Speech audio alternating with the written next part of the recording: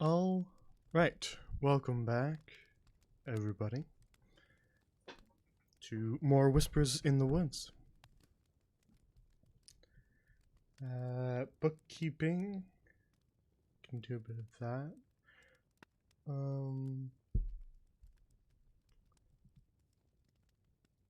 Next week might be difficult for me.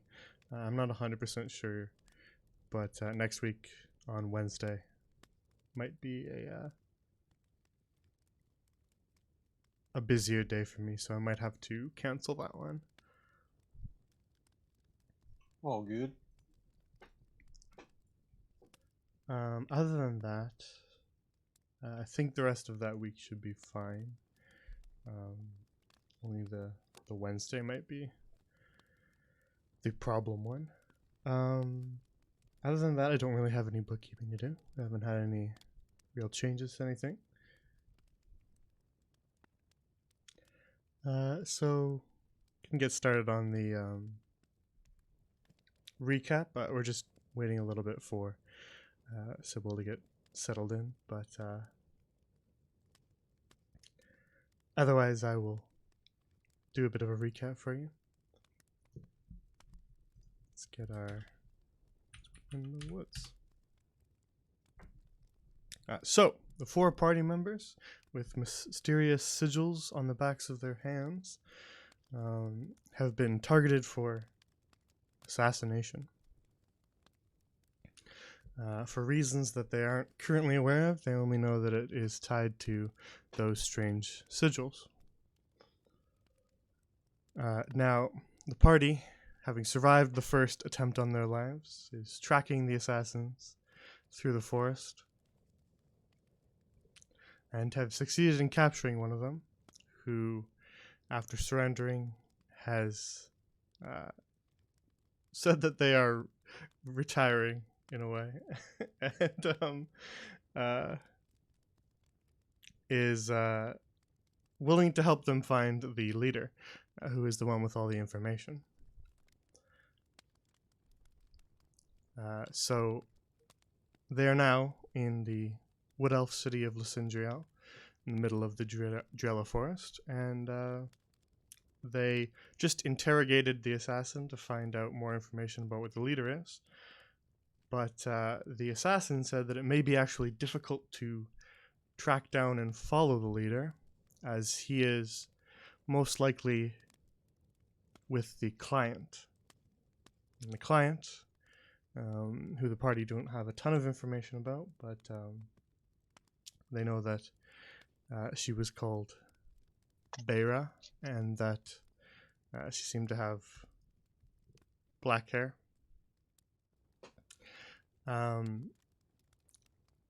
Seems to be able to melt away into thin air, taking the leader of the band of assassins with her, which has created a problem as the party are not quite sure how to follow something like that. So, with the aid of a druid in Lysindriel named Ilsavel, the party has decided to consult a strange, mysterious presence, who a lot of the elves of Lysindriel call the spirit of the woods, who was seen doing something similar, melting away into thin air. So Ilsavel told them that she might have a idea of how to summon said spirit, and has told the party that she's going to meet them by the gates to the city when they're ready, so that they can head out into the forest and attempt to summon the spirit of the woods.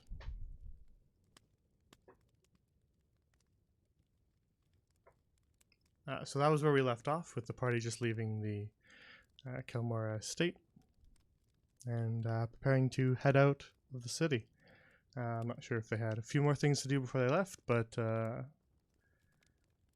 is where we return. I can't remember if we said we were going to meet her at like noon or if it was around noon. I think you were trying to meet her before noon, as I think she said that she needed to do said ritual at noon, right? Gotcha. Yeah, I think So so. you wanted to get there before. It was like 10 or something at the moment, and or like approaching kind of the time when you need to get going.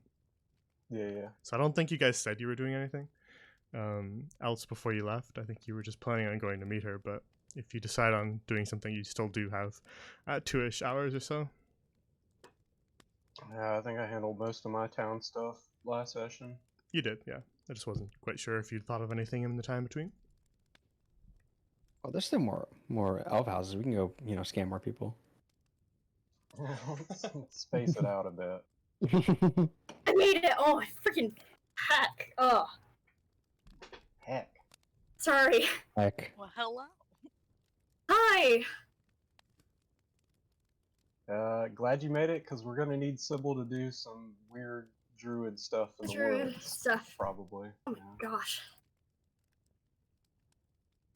Alright, I go off to dinner sometimes with my friends to their dorm, and it's on the other side of campus. And yeah. All right. Well, glad that you're a little more settled in now, Sybil. As we're ready to go. I did the recap already, so we are ready to go. Alrighty. So first things first, as we get right back into it, we got some new wits art. So we'll show that off in a sec. Let me just get you some forest ambiance. Wits 2. Wits 2. That's unironically how I name all the files. I just number them every time you guys update the art.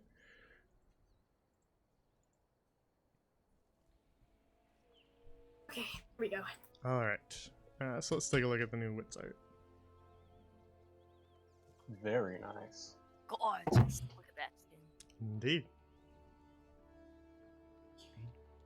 Shift the gears from criminal to charlatan real quick.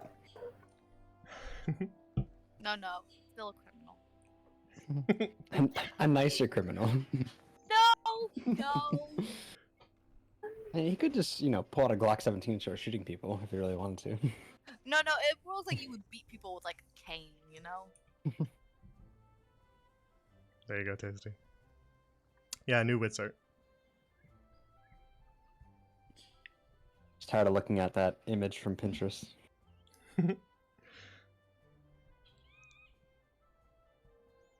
Alrighty. Yep, this is some more Charlie Chorin art.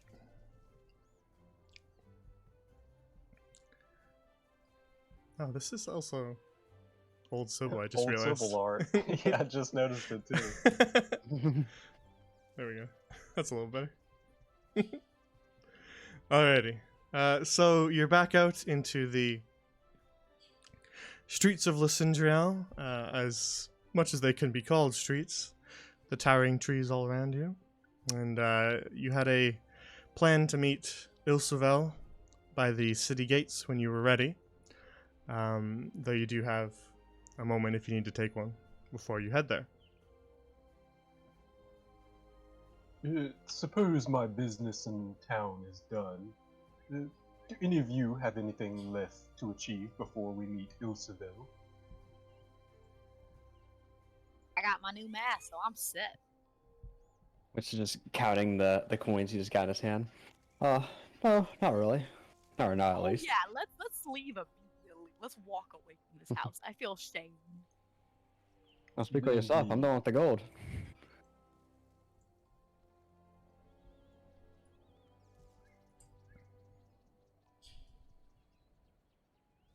I don't know where I'm going. Oh, well. Well, far we're enough going to from meet the house. Ilsevel. Good. Someone else lead. You know me in cities.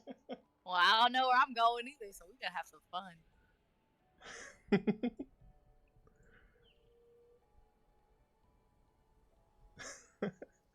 All right. This gives me a good opportunity to do the token update, because all these maps have the old art.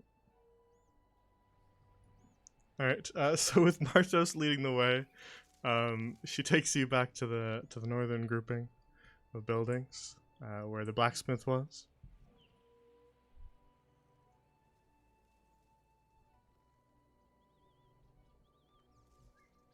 Yes, forward. Forward is the way. I think this leads back to the big fountain. Oh, well, that's a good starting point. That's like a main thing to see. Maybe it does. I'm not sure. Once the big fountain, we're going the wrong way. I have no idea where we're going. Oh, we gotta go this way. He kind of points like over here. What are you guys doing on that? All right. Mar- So Martos, he seems sure. Well, if we're going to the main fountain in front of the gate, What? I'm just gonna go. Y'all can follow if you want. I lost a child. You gotta go back to your child. I know Wits is a scammer, Martos, but I trust his judgment on this. Hey, I said I didn't know where I was going. I was just walking the walk.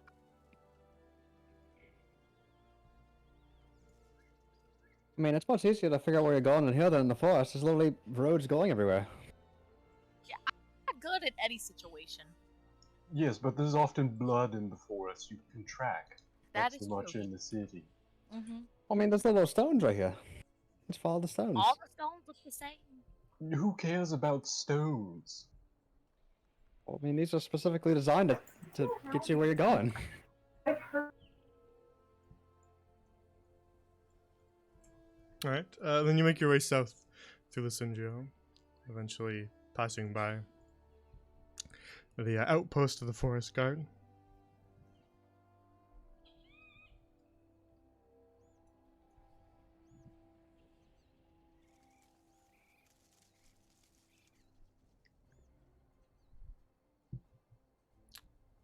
I'm making you walk through all these maps because it's giving me an opportunity to update all the art.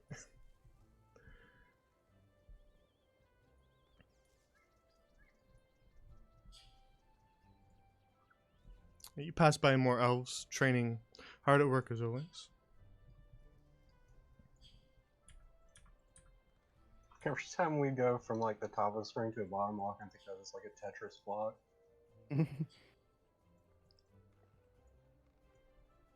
We always seem to maintain a Tetris-y formation. As we should. New goal: be a different Tetris shape every time.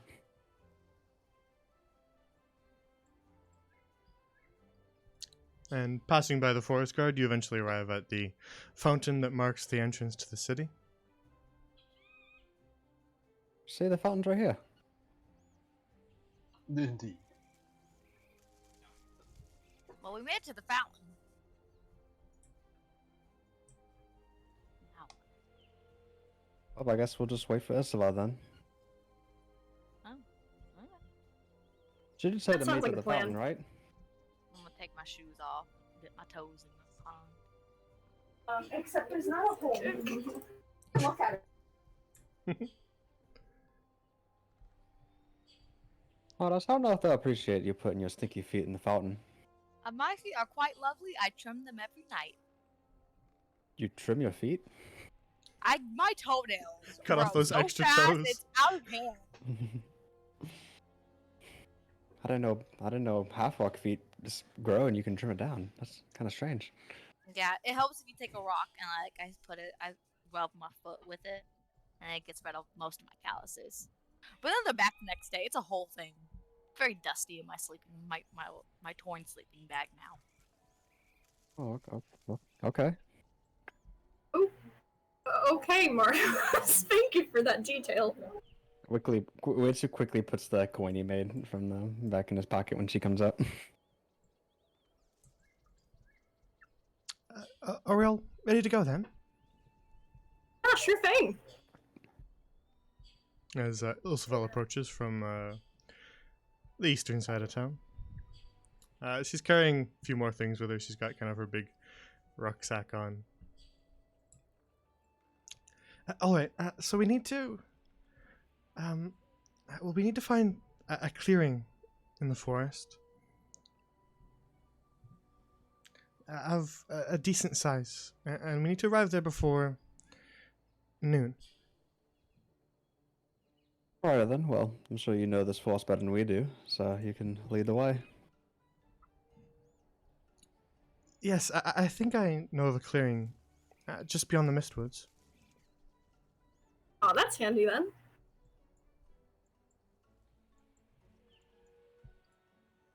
Everyone ready to go? Of course. Ready. I love seeing Mars's token being some weird angle whenever she's moving. Every Just time. like crawling on all fours. Mardos Crawling like just, how Draven would crawl on the wall. Mardos just cartwheels everywhere. It's her main method of Just transportation. so full of energy. Wow.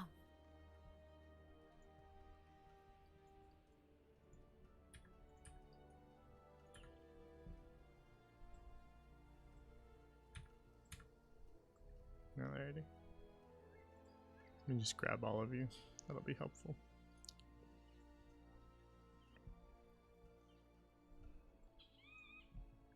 So with Ilsevel leading the way, make your way out of the city, back into the woods.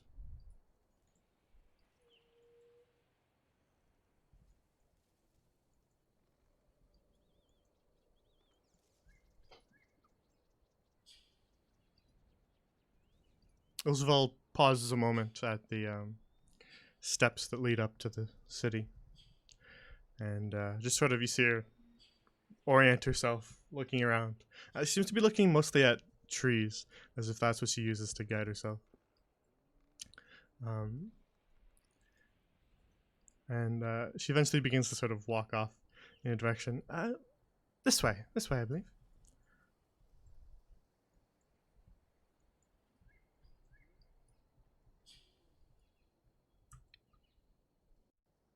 Pauses a moment, examining another tree.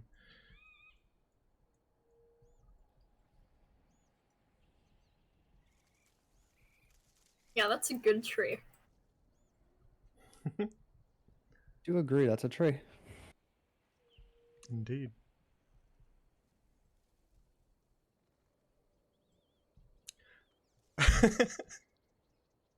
It's a tree. Oh wait. It's a tree. It's a mimic. It attacks you all. Damn it. So you travel off through the Mistwoods with Ilsevel leading the way. As she sort of wanders her way through the forest, she sort of doesn't move in straight lines, kind of goes left and right, zigzagging her way between trees. Occasionally stopping for a moment in front of one, and then after a minute or so's pause, continuing along her way.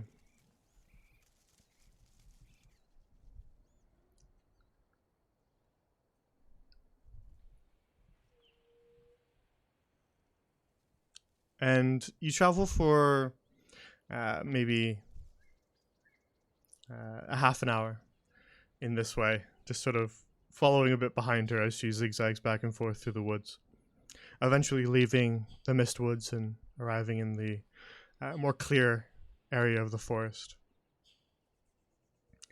with none of the fog surrounding you. And at a certain point during your journey, Ilsevel, looking a little more confident that she knows where she's going, stops zigzagging and starts walking straight, picking up the pace slightly.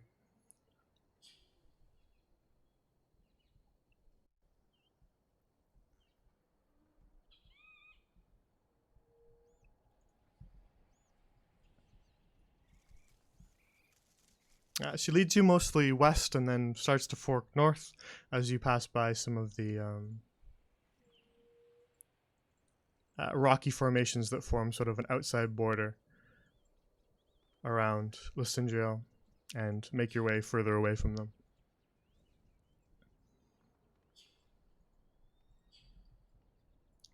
And after only a short time after she, looking a little more confident, begins to walk straight, you eventually see up ahead of you a gap in the trees, a bit of a clearing. All right, drag it all the way down.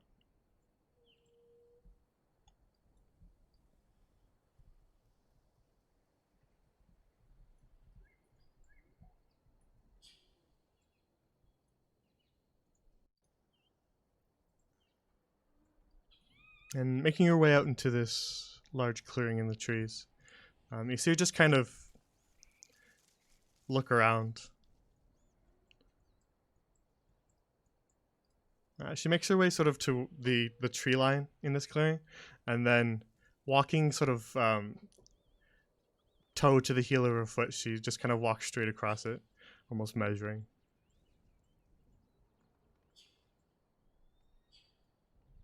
Yes, it's not bad.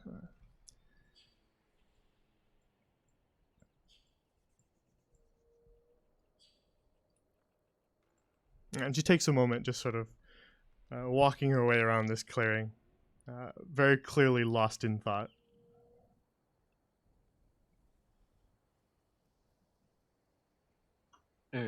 Sybil, have you happened to have done any, I don't know, ritual summoning things like this before? Maybe you could assist Ilsevel. I think I have to assist anyway, but I have never done a ritual before, so this is gonna be a new fun thing. Well, she just seems like, from what she's doing, she could definitely use someone to tell her what to do. Does she? Like, to continue doing what she needs to do, instead of measuring so much. What just happened? Elongated Isabel. There's tiny little things that you grab on the edge of the thing, and if you grab the wrong one, then it just stretches like this. Long Isabel. So as you guys Response. are talking, she begins to walk sort of a circle around the clearing, measuring, still with her feet, almost like she's walking a tightrope. And then once she completes a full circle around the clearing, she makes her way back to you four. And she's actually looking more at you, Sybil, as she speaks. And she says, I think this clearing is the right size. Sybil, Yes? are you proficient with druidcraft? That's the plant magic and the stuff, right? Yes, I suppose it could be described like that. Cool, then I know how to do that.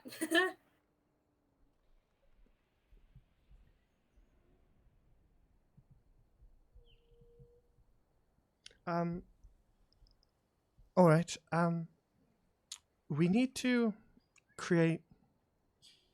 As she's talking, she places her bag down and pulls out her notebook that she was scribbling in just earlier today, and begins to flip through. And she says, "The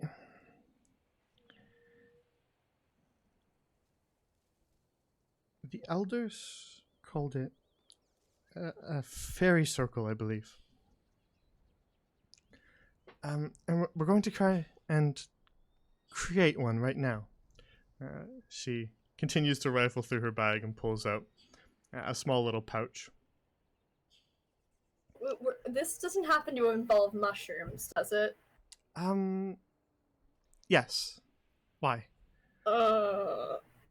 It's okay. It's okay. I can do that. Is there And that, then that. is there a problem Sorry. with fungi? So they're weak and being attacked by them, so... I suppose. I don't think these ones will be nearly big enough. These will just be small ones. Okay. Alright then. What do we need to do with the mushrooms? Well, we need to create a circle. This little pouch here, it has spores in it. Mm-hmm. Now, with Druidcraft, we can accelerate the growth of the mushrooms so that we don't have to wait a long period of time. So we need to sprinkle the spores in a circle, as circular as we can manage. If I know the Alright. fairy fire spell, will that help? I don't know that will help us a ton. Well, it had something about fairies. Okay. Alright, I'll help you out. So, what's the perimeter we're looking at? This in this grass area over here? What grass area? What am I saying? Yes, just a circle within the clearing, relatively large, but not overly big, as we still need to have enough spores to cover the area. Okay. Approximately. She kind of Okay, I get the gist of it now. about this to perhaps this. She kind of strolls across the clearing. So she hands you the little pouch, Alright. and it has some little drawstrings that you can open. I'm just gonna start playing them around. Eeny, meeny, miny. Da da da da Yes, to da about da. here.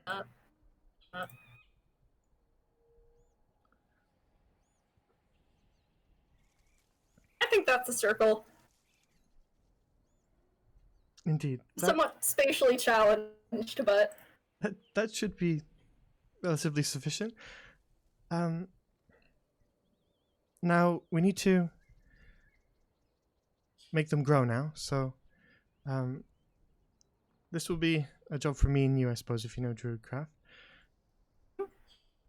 So I'll start on one side, you start on the other, and we'll just go around.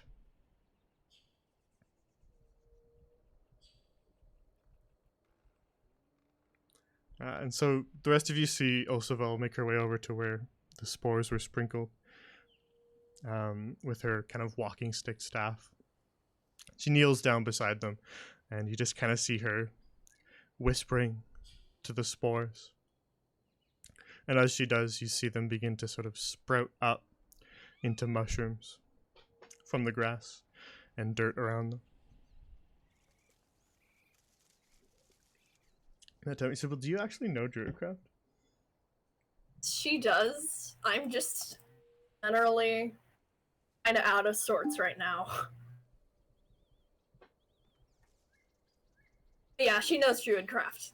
Sorry. It's not in your spell list. Oh, I thought you meant the general. You are I a can druid. see the I confusion. thought that's the name of druid magic, period. Gotcha. Yeah, okay, so Sorry. that's Oh, where the no. confusion was from. All good. I get where you were confused. Druidcraft is a specific cantrip that lets you grow plants a little faster than usual, as long as they're Dang it. relatively small. That was what she was referring to, but I understand the confusion. But not to no. worry, it'll just take you slightly longer, as Ulsavel will make her way around the whole circle. You can just pretend to be working if you want. Okay, I'm gonna It's like, go back to where she did and like it's like in a group. pretend It's like to catch up her job. a group project in school where the one guy just pretends that he's doing something. And the project just gets done. She just pats down the dirt around each plant. It's, yes, we need adequate soil conditions for the mushrooms to grow.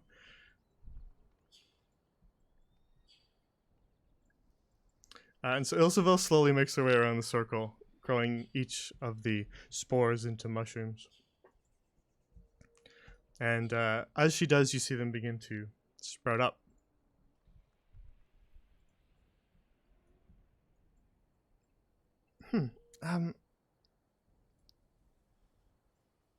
Yes, I think this should do. And she kind of continues to examine it. Yes, fairly circular. Spacing is good. All right. Now I think we have to stand outside it. I'm not particularly Yep. sure, but I think we should probably make room.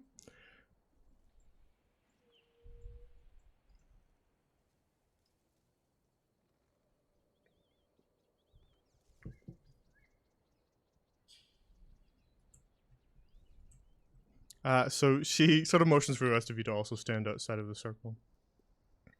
And after wandering through the forest a bit with Ilseval, it is getting closer to noon, but it wasn't quite there yet.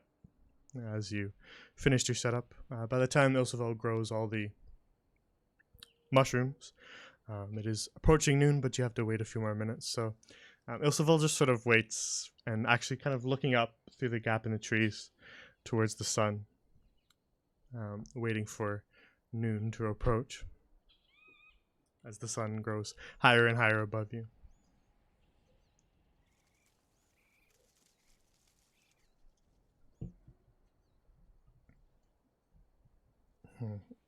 Now, next part is the part that I'm a little bit unsure of. Again, I've not tested this.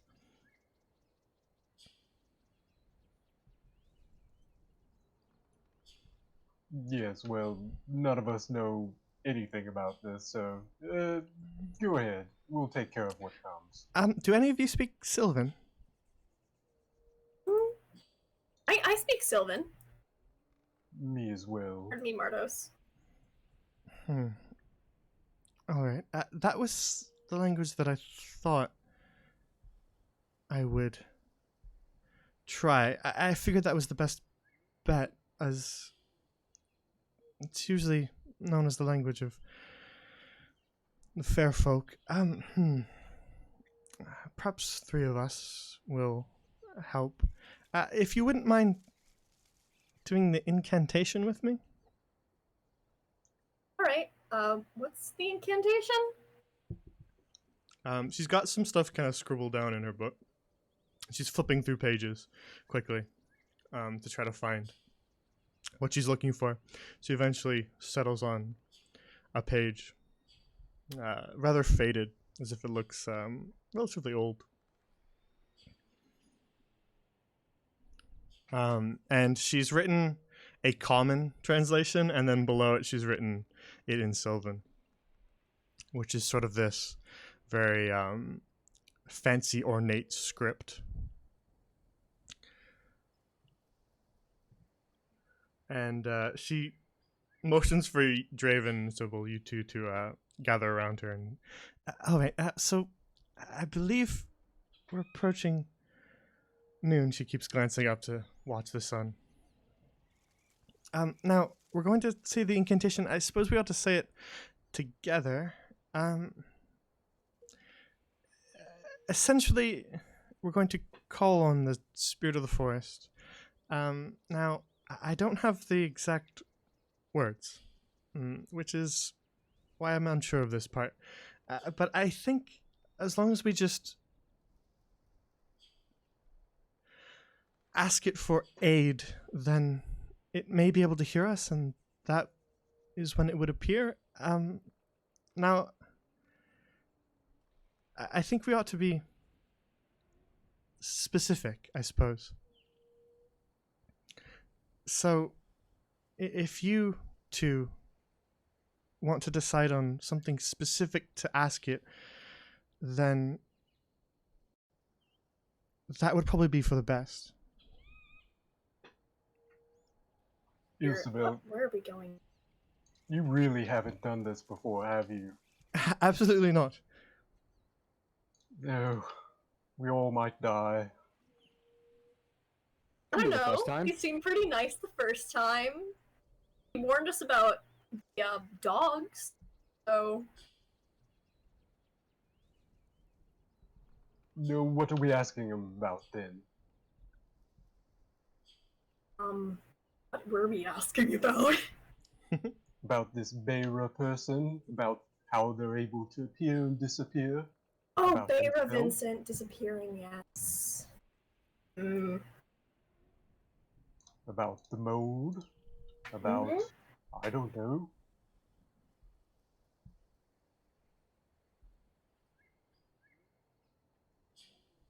Okay. All right. So- I think first we need to make sure it can hear us. I think something along the lines of, Guardian of the Forest, hear our call. We look to you for aid. Tell us, and then that was where you would take over. Mm-hmm. Does that sound good? She looks quite unsure of herself. Slightly insecure, as she was a little more confident in the earlier part of the ritual, but this part she's a little on the fence about. You know what? Sure, can't kill us. Let's try it. All right. All right, we're You approaching noon. first. All right, I can say the first part of the incantation, and you can finish it if you want. Right. All right. She glances up once more, making sure that the sun is high in the sky, and then begins. She plants her staff kind of firmly into the grass and soil beneath, and then calling out a little bit louder, "Guardian of the forest, hear our call. We look to you for aid. Tell us," and then just quickly glances at the two of you. Speaking in Sylvan, by the way, so Martos and Witsy can't quite understand her. Tell us what you know of Beira and Vincent and their disappearing magic. You pause for a moment after you say that, Sybil, and just sort of wait.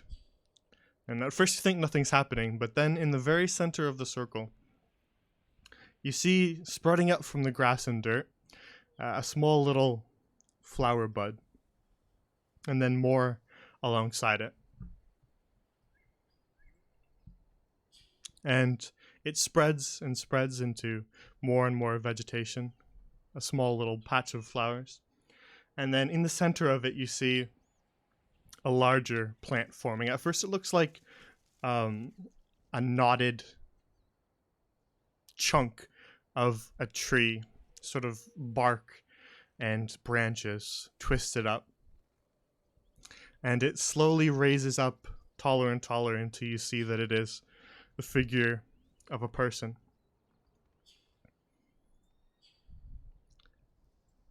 And as the vegetation begins to spread, the figure gets taller and sort of almost stands up from a kneeling position. And as the figure gets taller and stands, it sort of forms itself into a solid being.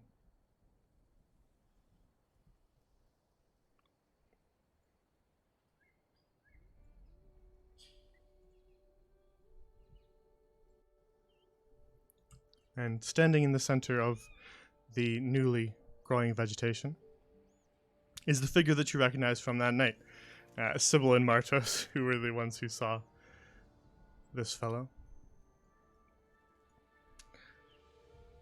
Bark turns to this sort of rough green skin, and leaves turn to hair, as the spirit of the forest looks back at you.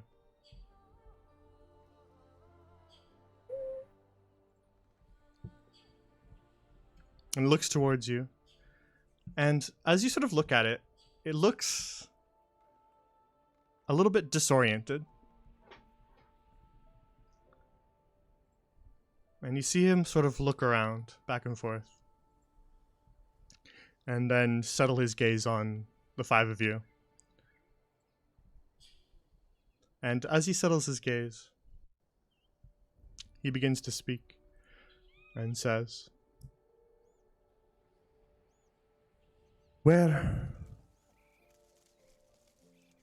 What did you summon me? Just some stories, okay?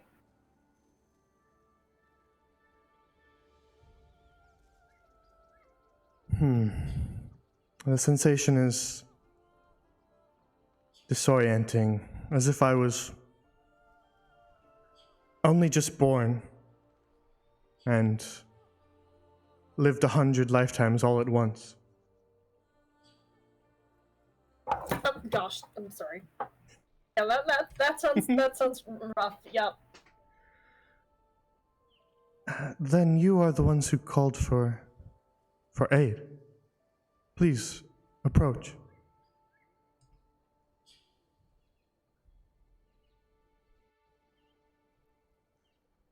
Go ahead, you heard the man.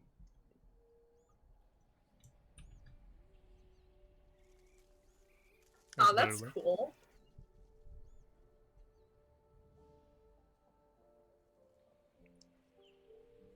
And into the circle?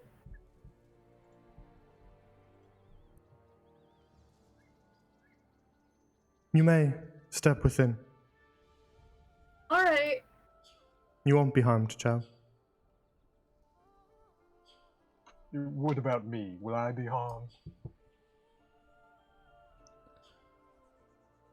The plants of the forest won't harm you.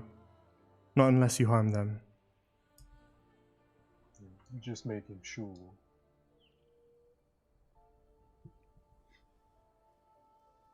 So as you get a little bit closer, you can see that the man standing before you, his clothes are all made of vegetation, leaves woven together into a cloak and bark as armor. Yeah, even his skin appears to be rough, like the texture of bark. And he has twigs with berries growing in his hair. And he sort of looks down at the two of you. And either of you, whoever's higher, can make an insight check.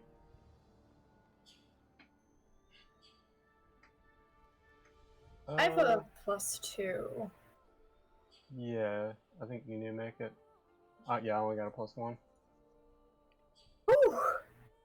Sybil, he doesn't recognize you. You don't see a look of familiarity across his face. And as he sort of looks down at you, he says, "Tell me your names."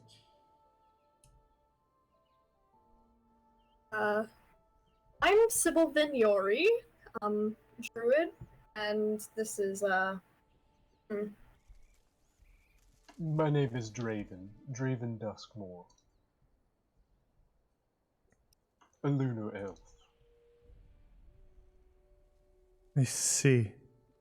Now, what brought you to summon me? You're looking for a pair of assassins with gifts that resembled, well, yours, I think, or someone similar to you at least, that we met in the forest earlier. Powers like mine. The way they melted into thin air, I guess.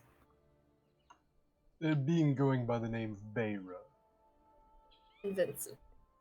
Draven, as you say Beira, you see him actually sort of wince in pain, and he kind of holds his head for a moment as if he just got a blinding headache. And you just kind of hear him mumble to himself, "Beira. The name is... Why is it familiar?" I don't know, but from your reaction, she seems to be a bit of a pain in the neck for you as well. You know what? It reminds me. What can you remember right now? My memory is vague, I suppose. The best way to describe it would be individual threads without a tapestry to weave them into. And is this a normal condition for you, or is this a recent development?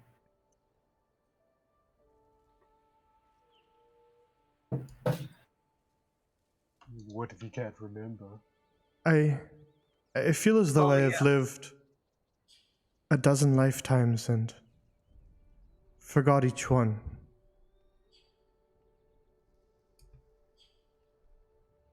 Oh, this isn't something we did, is it? Oh. Well. Hmm. Is there anything else specific that you can remember at all right now? Or do you just wake up right here in the middle of this mushroom circle? I know my name. Mm-hmm. I am called Mistos.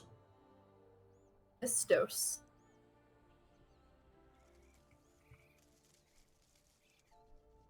Well, nice to meet you again, Mistos.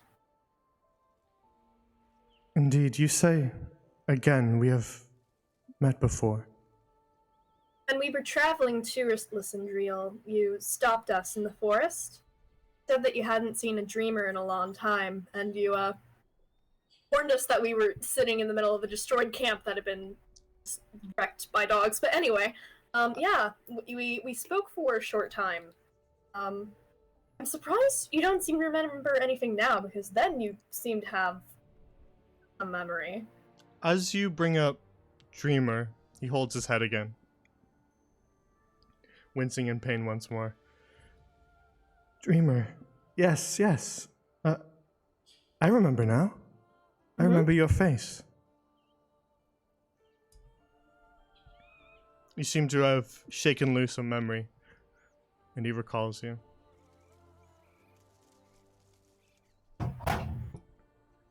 Do you think that... Oh, sorry, you go. I know my name and I know my purpose. I am protector of these forests.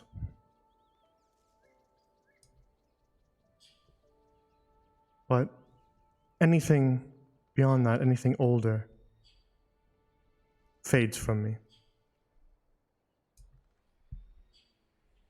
Do you know of any others like you? I'm not certain. I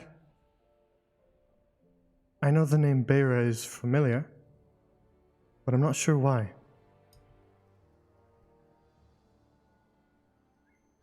Do you feel as though something has been done to you? I'm not certain. This Beira, you said she was an assassin. Yes, she was an assassin. Actually, you said you remember my face, right? It's would you mind showing Mistos here what Beira looks like? Oh yeah, sure. That might be handy. And so come over here and he'll minor illusion the portrait bearer right there. Alright. Yeah, you once again make the portrait of the black-haired woman appear. And you see Mistos stare at it for a while. The face is unfamiliar. She did have some shape-shifting abilities. Sybil, when you met Mistos previously, did you Yes. show him the marking on your hand? Oh, did I? I In don't think so. retrospect, I probably should have if I didn't. Oh gosh. I think you were focused on the dream, so I don't think you did. Anyway, yeah, what he was saying, we all have these markings on our hands, and for that reason, Beira is currently trying to, assassinate us, which is how we, came to know she was in the assassin business. Alright. You show him the back of your hand with the gold inscribed sigil. As chat, you can see in the bottom right there.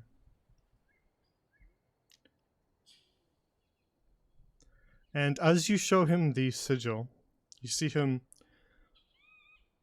hold his head once more, this time racked with pain, not just a wince.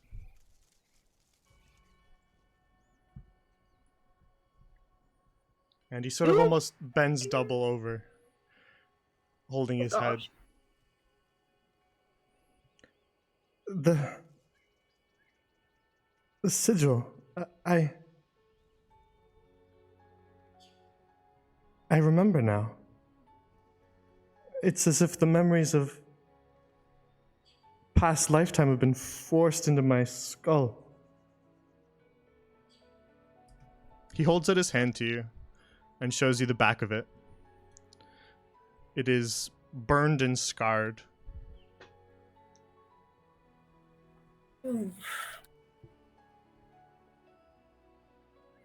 Wait, you have it too. He does not have the sigil. He has a very severe looking burn, I would say, because he's a plant. Okay. Where it would be. In the same spot where your sigil is. Hmm.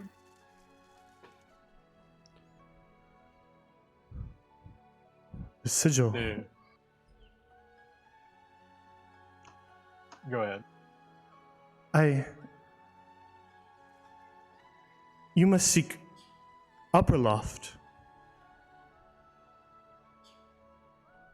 The fair folk, they can help you. How do we meet the fair folk? Where are they?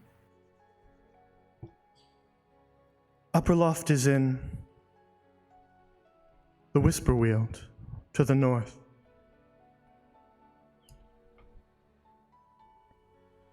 But I will warn you, Thank you. you won't find the city without aid. The Whisperweald is confusing and dangerous for those who aren't one of the fair folk. You must find a fey creature and convince them to bring you to Upper Loft.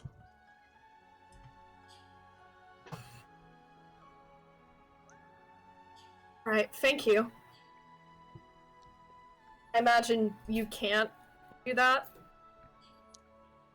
I cannot leave my forest. Mm-hmm. Yeah. Would you do it for 5 gold? I'm afraid it's not a matter of motivation, friend. It is an impossibility. Oh, very well.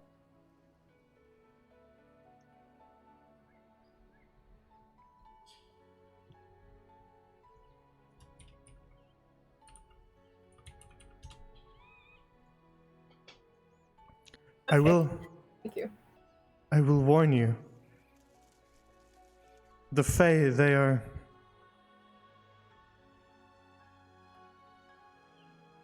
they're not like the common folk. The fair folk are odd, idiosyncratic, childish. At times, one may think them petty, or even at times deranged, but even still you must find one you can trust. They will be the only ones who can lead you to Upper Loft. Thank you. Guess we better get looking for them then, okay? Right? Well, do you know where I can find one? I might have a idea, but I'll need to talk to you guys. Do you, Mr. know where any are? The Fae live within the Whisperweald. If you make your way to that forest, you will run into one at some point.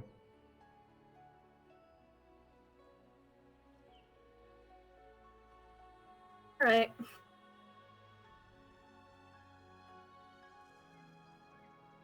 He still looks rather disoriented, as if he's sort of still gaining memories as you speak to him.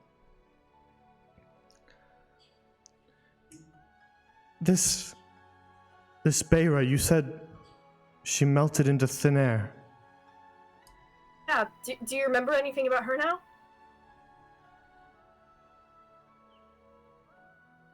The name is familiar, but the person feels carved from my memory, like an incision. But the ability that I recall She is not disappearing. She is not turning invisible. She's... How do I phrase that you can understand? She is slipping through fractures in between realms.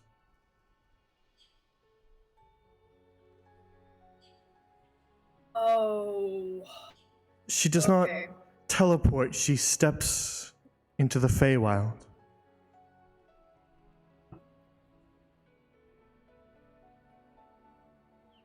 That's good to know. At least we know what that is now. I will warn you if you seek to pursue her. The Feywild is dangerous. It is not for people of this plane. Those of this plane cannot live there for long. They find themselves sickened, weakened, and at worst, entirely lost to the plane, never to return to their home. If you would Is seek there... Beira, I would advise you to be cautious.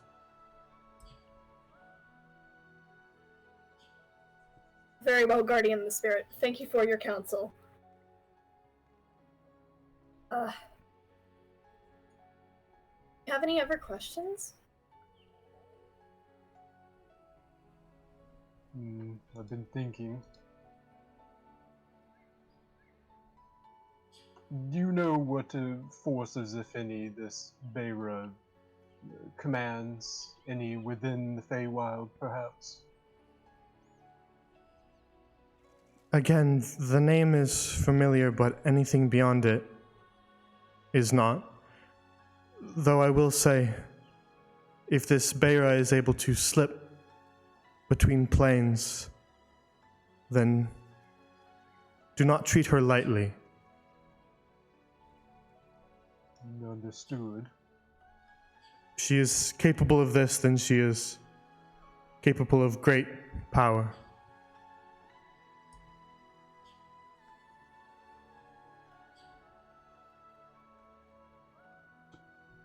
No, in addition, side note, do you know anything about this black mold? We've been seeing yeah, it black mold. everywhere. The mold, it corrupts my forests. It eats away at it. It leeches life from me and from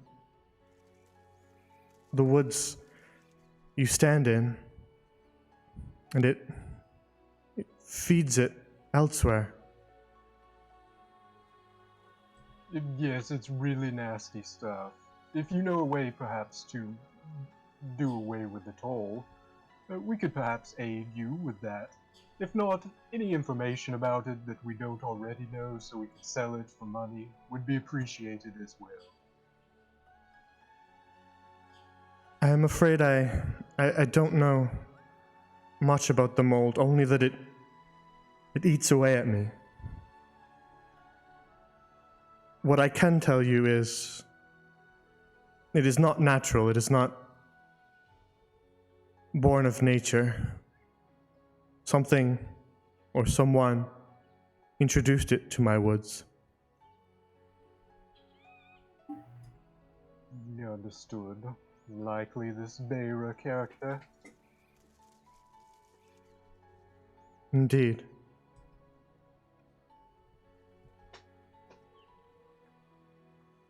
Well, anyone else? Any questions for the Forest Guardian Spirit?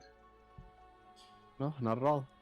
If you do have any remaining questions, I would advise you to be quick. I feel myself slipping.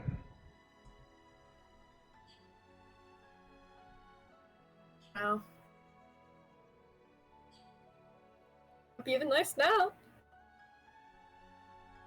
I think he's literally going to just die. You know, the plant grows up. Oh no, I'm sorry.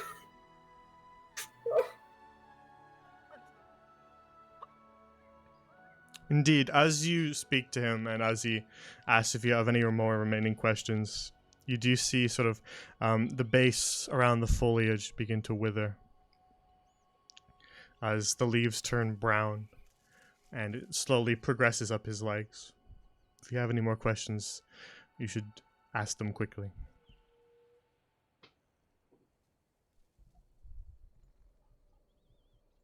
Oh, do you know Vincent? The name is not familiar. Okay, yeah, I didn't think you would. See you later, Mythos. Mistos. Indeed, I wish you luck on your travels ahead. They will not be easy. And as he says those words, you see him begin to wither further as the rest of the leaves and bark brown and decay, and his body in rapid time begins to fall apart until he is just a pile of dead plants.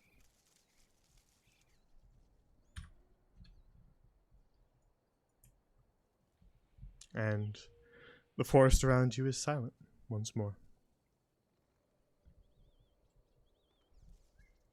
Oh. Ilsevel has a Rest in stunned peace. look on her face and just says, I can't believe that worked. Oh yeah, good job, Ilsabel. Your thing worked great. We didn't die, so that's a bonus.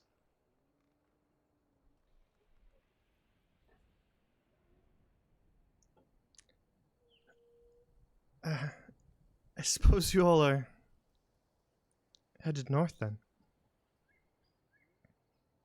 Yes, we are. Oh, we might need to see about our captive first, though. Oh, I totally forgot we kidnapped somebody.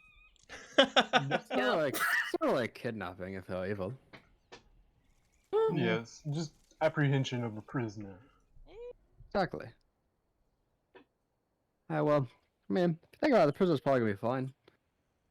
Unless if Isabel here has to go back to the Sinja, she can just tell the Vinrars that they can just lock her up for the night. I also have a shield commission that should be done tomorrow. Yeah, true. I am going back to Lysindriel. I should rest a day and before I head out again. Yeah, we might all want to kind of rest and recuperate before we go into the mind-boggling death woods full of weird airfolk. Yeah, probably so. We should probably just head back. Sounds like a Whisper plan. one. That was what he referred to it as, if you were wondering on the spelling.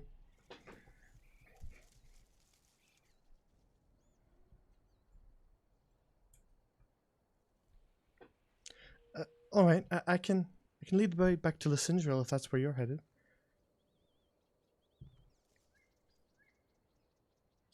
I suppose I do need to meet the blacksmith in the morning. However, we do have a bit of time left today. Yeah, and I'm meeting the head of the Winnar tonight.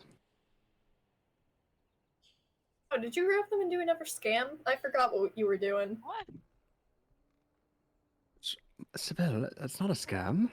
It's a straight scam, but we It's coming from you, it's a scam. No, it's not a scam. Just want to have a chat with them. Okay. Listen, just do your Okay, best and Mardos? earn more money. Wait, Oh, cast message to Sibyl. Don't talk about scamming with Isabel right here. Isabel, no. Isabel does still look in a bit of a state of shock that her plan both worked and that she met the spirit of the forest. Give her a little pat on the back. I can't believe he really appeared. I can't Yeah, either. congrats. And the five of you, making your way back through the Driello forest, eventually arriving upon the mist woods and weaving your way through the fog, eventually seeing the city gates. You've traveled these woods several times now, so even making your way through the mist woods is a lot easier for you now. So without any trouble, you're able to find once more the gates to Lysindriel.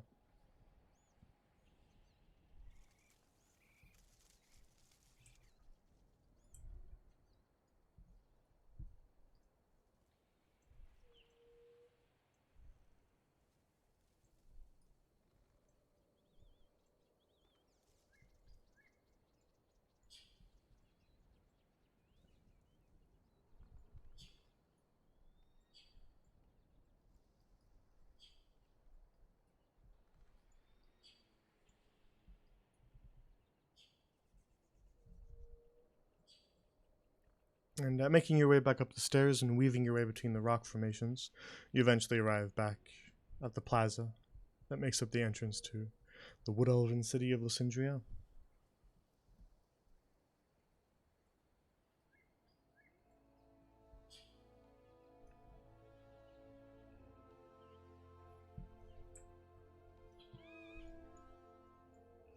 What really are we going to do about that captive of ours? Always murder. I want to murder him, though. Oh, no one said murder. We're talking about mama. One more done. We can Are you just turn talking over to the about- Forest Guard. What's happening to her? Thing. Mama. Huh? Singing and walking. Okay, we're Oh, singing. okay. Artis, are you a fucking sim? Almost. What? Yeah, what's happening? Almost talked about murder in front of a guard. I mean, it was simple you did, but I almost said I was gonna murder somebody in front of a guard, and I was like, ooh. Well, to be Oh, fair, the wait. person you were talking about murdering is a captive, and they said that Yeah, I is a think captive. that she is our responsibility, so. So is it legal murder at this point? I say we just turn it over to the Forest Guard and see what they want to do Yeah. with it when we're done. My friend. You four, I'm going to head over to the north side of town. There was something I wanted to see. If you need me, I'll be just north of the Kelmoras.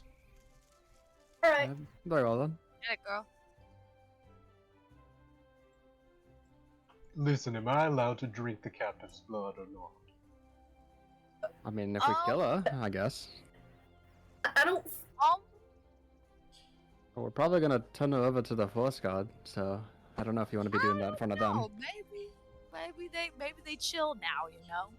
Maybe they're just hanging out. No, I'm not gonna do it in front of anyone. Then yes, I support. Gonna ignore that. Mm-hmm. That's exactly. And distance yourself from the party right there. No, I'm gonna throw up.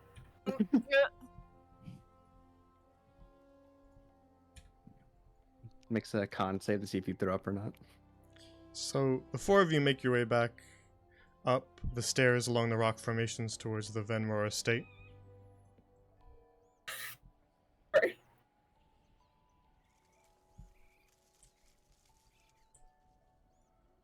Eventually arriving at the large mansion that the Van Roar family owns.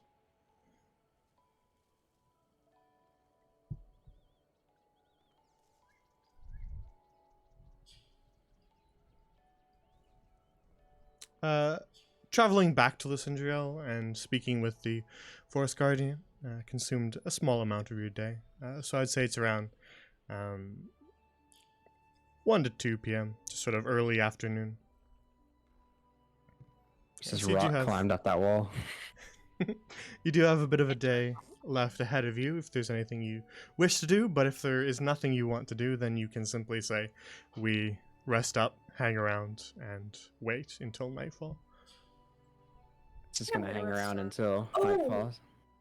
Kind of forgot. Jay, remember a few sessions ago when I went into that stump and I got that seed? Yeah. I think Sybil's going to look around and try to like plant that in something. All right. But Hi. first things Actually, first, let me update your portraits. sure. Hey, look, Cowboy Alpha's still here. Oh yeah, get lost town. This town's only big enough for the two of us. Town ain't big enough for the 5 of us. Yeah, exactly. So Misha is wandering around the halls of the Venmore estate and sees you all come in and says, "Oh, you're back."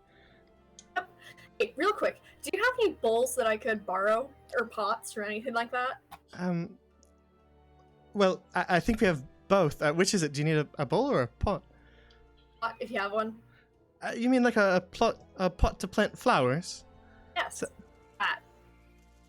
Yeah, Or we should have whatever some. kind of pot you might have in here. As you might imagine, gardening's a little bit popular in Lysindriel. So yeah, we should have some empty pots somewhere. If you give me a moment to look around. Okay. Yeah, so she makes her way out front of the estate to go and hunt around for some planters.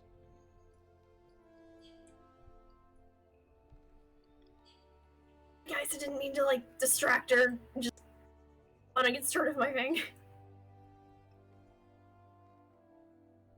The door to the dining hall is closed, but he hasn't alarm spelled it yet, as he said last time he'd do that a little later in the day.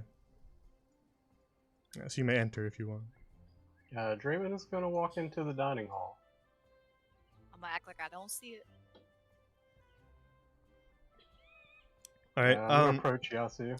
Yasu had her head down, but when the door opens, you see her head kind of shoot up, and she stares at you. Yep, I'm gonna walk over and just say to her, "Listen, prisoner. I know that we may have gotten off on the wrong foot, and I was wanting you murdered and all, but there's a thing that I could suggest that might, sway my mind. Might tell the rest of the party that you shouldn't be murdered, because they're all kind of on the same page now. Everyone wants you murdered. So there's this one thing you can do for me. If you don't mind, just let me drink a little bit of your blood."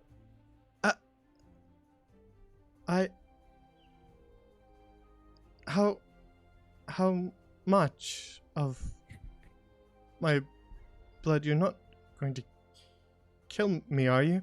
Where's your friends? They said that they didn't want me dead. Yes, well, they, changed their minds.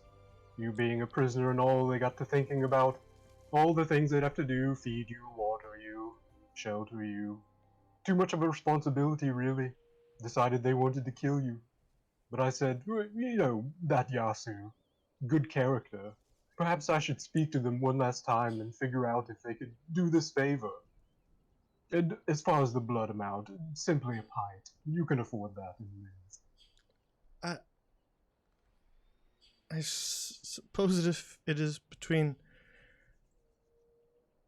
that and death, then I have no choice. I have to get back to my family. Very well. You can take the blood, I suppose. I'm not in much of a position to resist anyway.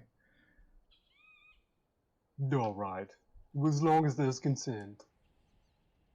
Draven will move forward and release all the bats from beneath his cloak as they kind of like shroud his figure as he moves in and goes for a bite on the neck.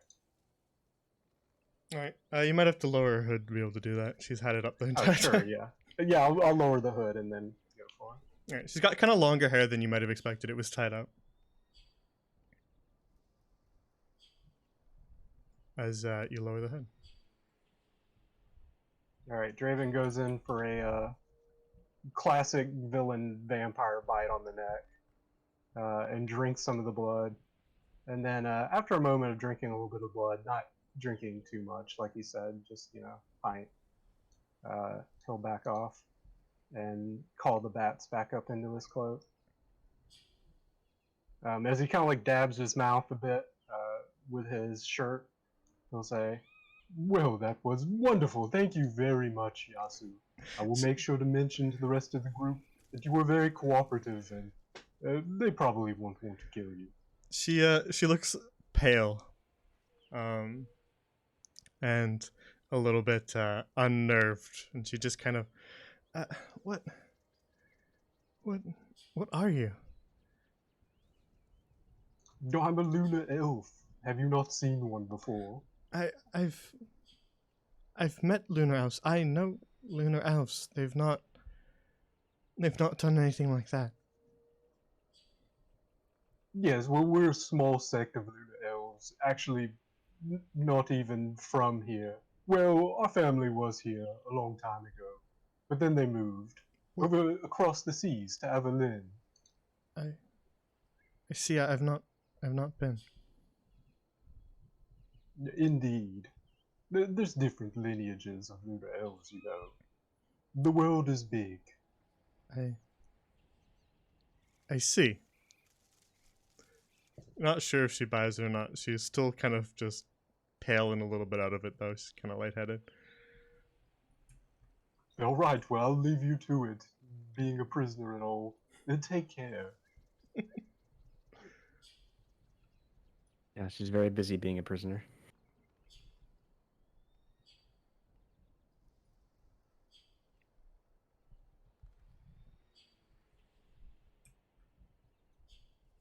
So, Draven, you make your way back to the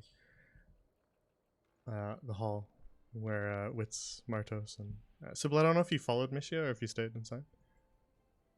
I think I actually probably followed her. All right. Or I should have Then, said that earlier. Martos and Wits are still in the hall, waiting for you, Draven, as you make your way back out. Draven makes his way out and kind of prop on the corner over here. The prisoner seems in good spirits. Surprised since you went in there. No, just had to have a bit of a conversation. I explained that I no longer wish for them to be dead. You know, just trying to put bygones be bygones and forgive and forget, all that, you know. You got a walking meat sack now. White's is kind of half paying attention, like, and looking at his book. Says, "Oh yeah, I'm sure you don't wish for her to be dead."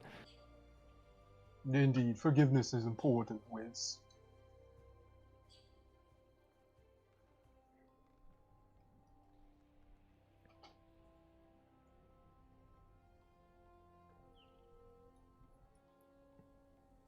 So Martos and Draven, you make your way upstairs. Is there anything in particular you're doing?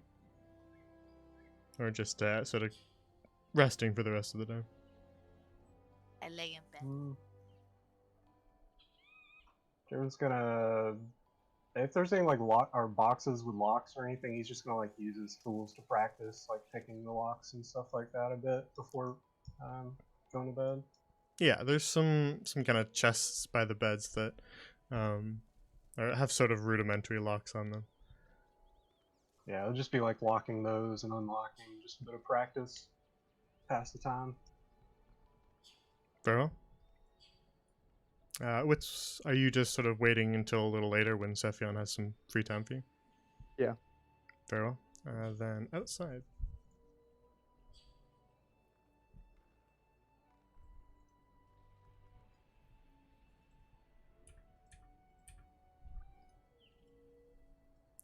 Mishia makes her way outside, Sybil, and just kind of, as you follow her out, she's around the side, rifling through sacks of soil and shovels, and eventually pulls out some small clay pots and says, "What sort of size are you looking for?"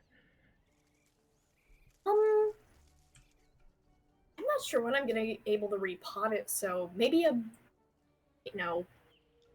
I guess it better be a small one, I guess. another good question would be, what exactly are you planting? She's gonna take the seed out of her, like, rucksack and just say, this thing, I have no idea what it is, but I'm very eager to find out. Well, looks like a seed, I can tell you that. It's rather large. It might grow into something that's also large. Probably large one then. Alright. I'll get you a bigger one. Rifles around through more clay pots, eventually finding you a bit of a larger one. It says, you can dig some soil from the forest if you want, but we also have a bit here as well. We don't like to dig up the soil right in the Sindriel. Yeah, I wouldn't want to ruin your lawn. Indeed. I don't think Father will appreciate that much. Alright, well, I'm just gonna be over here, planting this thing. Ooh. You're welcome to borrow any tools you need. I'll just be back inside. Alright.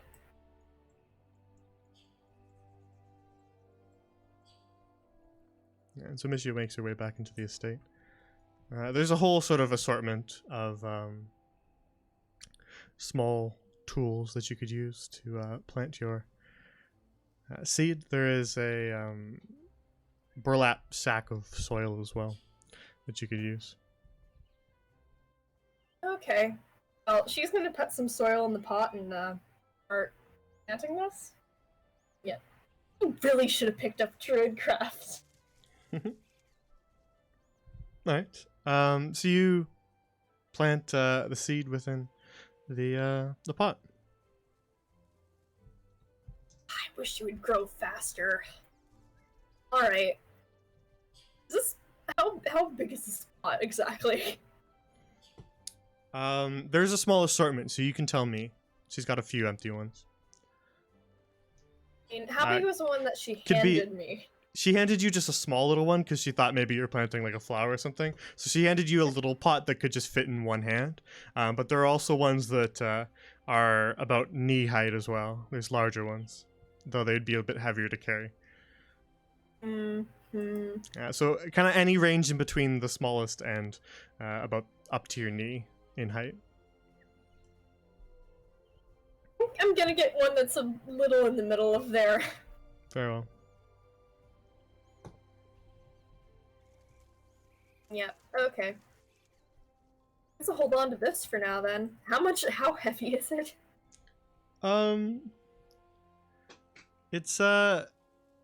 It's not light.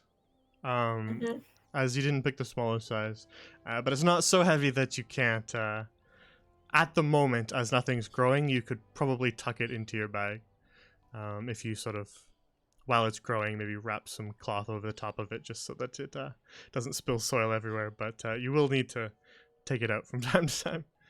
But if you don't want to carry it on in your hands at all times, then it's relatively small. Not so big that you couldn't fit it in your bag if you needed to. Alright. I'm gonna carry it with me then, and then just head right back into the house. Oh.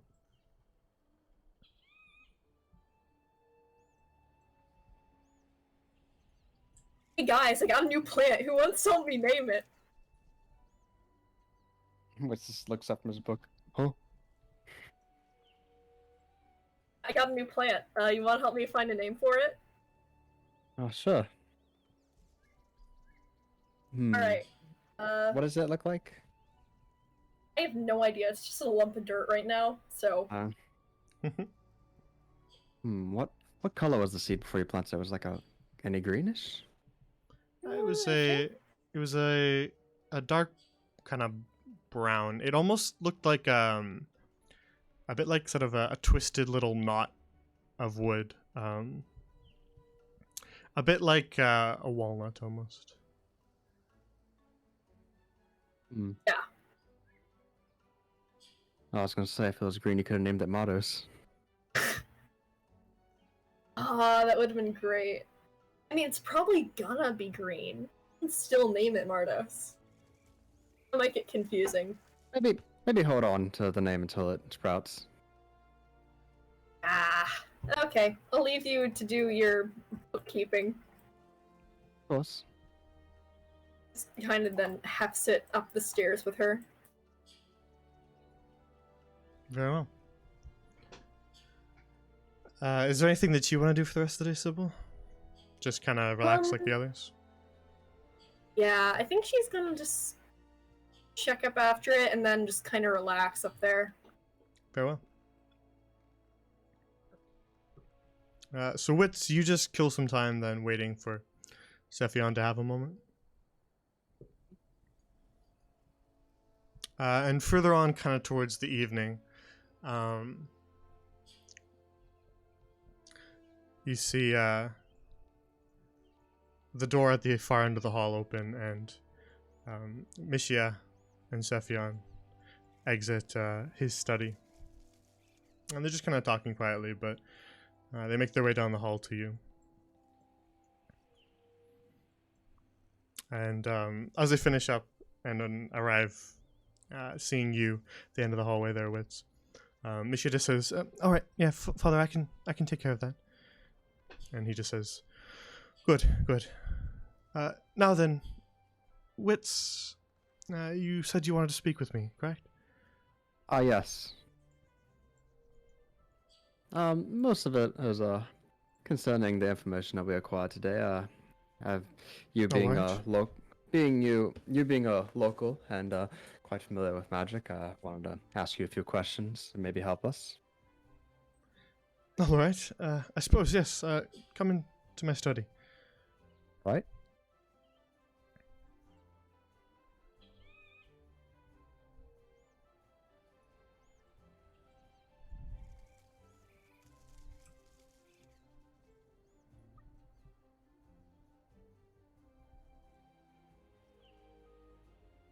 Just give me one moment. Actually, let's do a short little break. Alright. Apologies to cliffhanger you like that, but I just wanted to look for something in my notes, so we might as well take a little 2-minute break and have a bathroom break and water break and stuff while I'm doing that. Combine the two. So if you need to go to the bathroom, grab a snack, grab water or anything, do so now, and we will return in just a minute or so. Alright. BRB.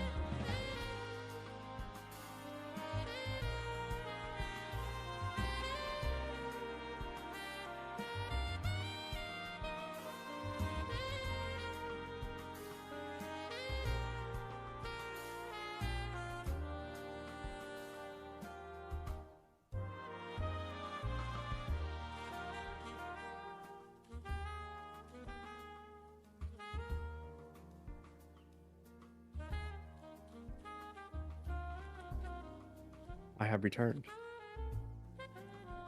Nice. and I just spilled Pepsi on my shirt. I'm gonna cry.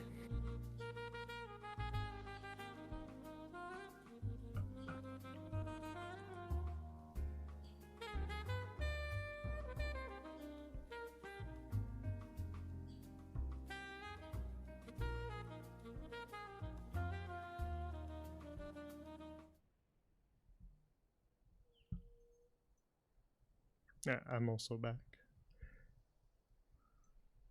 I back.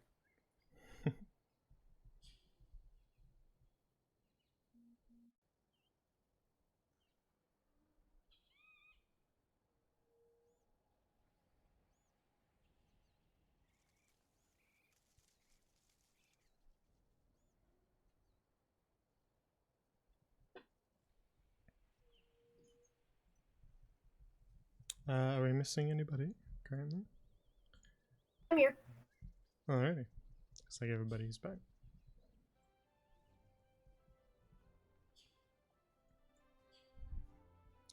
So, within Sephion's study, Wits, as you enter, you can see a couple different items. He's got them kind of laid out. It's slightly cluttered, but still organized in a way. Perhaps in a way that really only Sephion knows where everything is. In the corner, you can see what is sort of this half of a globe. And it doesn't appear to spin necessarily, but you can see that it's sort of carved from stone and studded with little gemstones in certain areas of the map. In the corner past Sephion there, as you can see, is what appears to be some sort of contraption made from several large steel rings that appear to be on hinges to allow them to rotate. Sephion himself actually wears a gauntlet on his right hand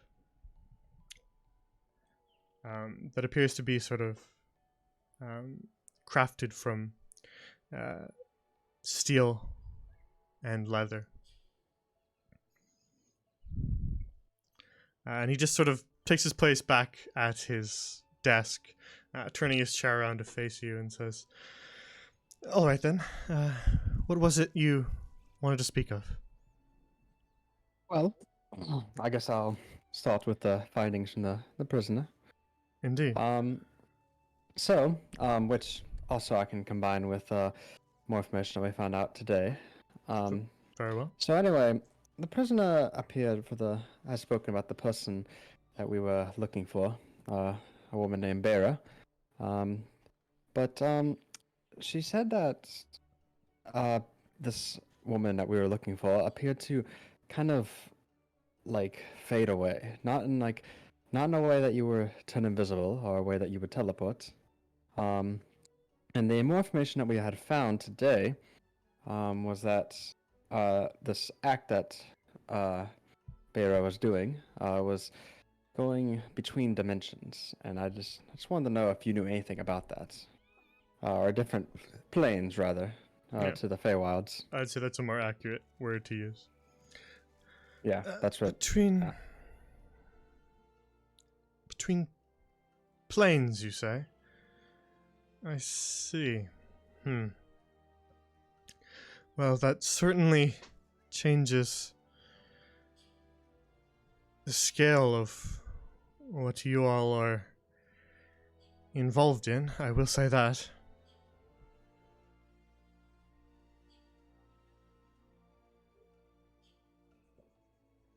Yes, well, it is certainly a type of magic that I am not familiar with. Indeed, very few are. I myself only have base knowledge of it. There are those beyond even myself who are well versed in it, but I have not had much experience with plane walking myself. So, what is it that you do know about this topic? Well, there are those who believe that this world that we exist in is but one of many, and that there are others beyond it, I suppose, is a decent way to put it. Now, these other planes, if you would, some of them are far different, some of them are odd, some of them are mirrors, warped mirrors of our own world. And those who believe in planes also believe that there is a way to walk between them.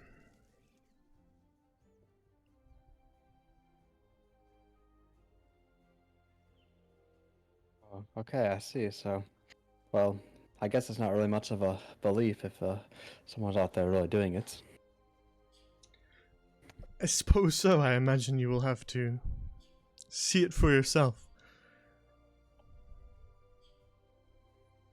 Yes, of course, it is true what you say. It does quite change this investigation, the scale. Indeed. This is no mere assassination plot. This is something beyond that. I've not known any common assassins to be planewalkers. Of course. Well, if you want to speak in technicalities, we do not know if this woman is an assassin or not. We just know that she's working with the assassins we're looking for. I see. Likely hired some assassins to do dirty work for her, you say? Indeed, indeed. That does seem to be a rather common technique in some areas. Yes. Hang on, I was about to burp.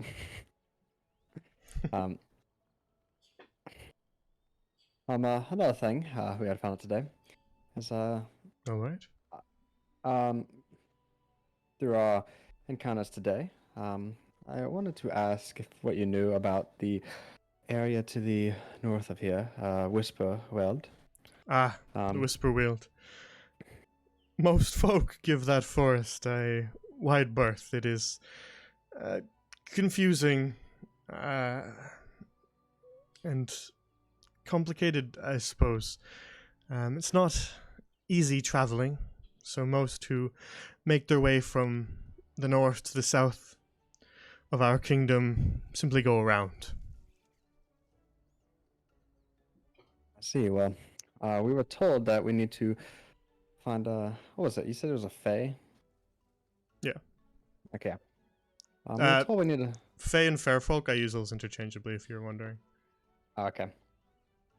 We were told we needed to find some fae folk, or I almost combined it. We need to find a fae to lead us somewhere in Whisperwield. Well, Whisperwield will be a place to find fae creatures, that's for certain. So what do you know about these fae creatures? I assume there's some magical component to them. I suppose you could say that. There is an inherent magical quality to most of them, and to a lot of them a sense of whimsy, I suppose you could say. Fae come in a lot of different shapes and sizes. They are quite diverse. So it is a little bit difficult for me to describe what a fae is to you, as they are complicated, I suppose. There are satyrs and dryads, centaur, and fairies. Oh, I see. So they're not really a species per se, kind of I guess some sort of group that's shared by, doesn't matter the actual form. Indeed, they are not a singular species. They are made up of several races within the Fairfolk tribes. See, is there anything that we should be looking out for? Any dangers that they could pose? Well, if you are dealing with Fae, they are fickle, I suppose. I've met several in my day, and depending on what sort of Fae you are dealing with, you may have entirely different experiences. Not all Fae are good, I suppose you could say. There are those who are indeed whimsical and childish, but there are also those that are sinister. So wild card, I guess you could say. Indeed, they are a wild folk. If you run into satyrs, I've had most of my dealing with them, then keep in mind that they enjoy their revelry and they enjoy their alcohol. Next two of us. Keeping that in mind should help you deal with them a little bit smoother, I suppose. Alrighty then, I guess. Maybe a satyr would probably be what we should be looking for then. Indeed. If you can find one. Though, getting a satyr to commit to something might be difficult. They are prone to following merely their whims and their feelings at the moment. So, we will take some convincing. Alright, I see. Well, I don't think at the moment I have any further questions. Though tomorrow we will likely be leaving to go to the Whisper World. Indeed, have you and your friends spoken of what you would like us to do with your prisoner? I can't imagine you're bringing someone chained up along with you. Oh no. We were thinking probably turning him over to the Forest Guard and see what they want to do with her, since she was kind of causing trouble in the area, and I'm sure that they would want to prevent her from causing any other harm to the city. Well, I've known the Forest Guard for some time. What exactly did she do in this forest? Well, it's not necessarily what she did do, it's who she worked with and what they did. So they've they tried to assassinate us, and we are fairly confident that they have something to do with this black mold. Did they attempt to assassinate you in the Driella forest? Well, no, but whenever they failed, they retreated to the forest. You might find some difficulties in convicting her of any crimes in the eyes of the Forest Guard. They purely act in jurisdiction of Driella. Well, regardless, we're fairly confident that they at least have some cards in play that has to do with this black mold issue, I see. which has already proven to be quite a dangerous substance to many, both from Lysindria and just from the area in general. After all, we did discover that this black mold is not natural. It is man-made. So Very well. I see. But regardless, tomorrow we should have her out of your hair. Very well. The four of you have been pleasant guests, so we shall be sad to see you leave, but you must do what you must. Of course. Well, what would I pay to sit in a study all day? But I haven't quite gotten to that stature yet. Yes, I've been around for some time. It may take you a while to get to an archmage status. Yes. Well, hey, I guess it's harder when you have no mentor, such as I. Whoops. Well, should you keep working at your magic, I'm sure you will progress quite quickly. Of course. Well, if you are ready, we can lock up with the ward for this prisoner for the night. Indeed. Yes, I'll cast an alarm spell. Very well then. Although, quite frankly, it likely won't even be necessary as she's been more than compliant with anything that we've asked. Indeed, I've instructed my daughter to feed her as well. We don't want her to die on our watch. That would be rather unpleasant. That's not how we treat prisoners in Lysindriel. Ah, yes. Well, Oda, to be quite honest, even if you didn't feed her, just keeping her alive would be treating her better than Draven would treat prisoners. I suppose. I'm afraid I don't know your friend well enough to say. Well, makes me any better. Haven't known him that long either. But I've learned that he is quite the relentless fellow when it comes to people who have done him wrong.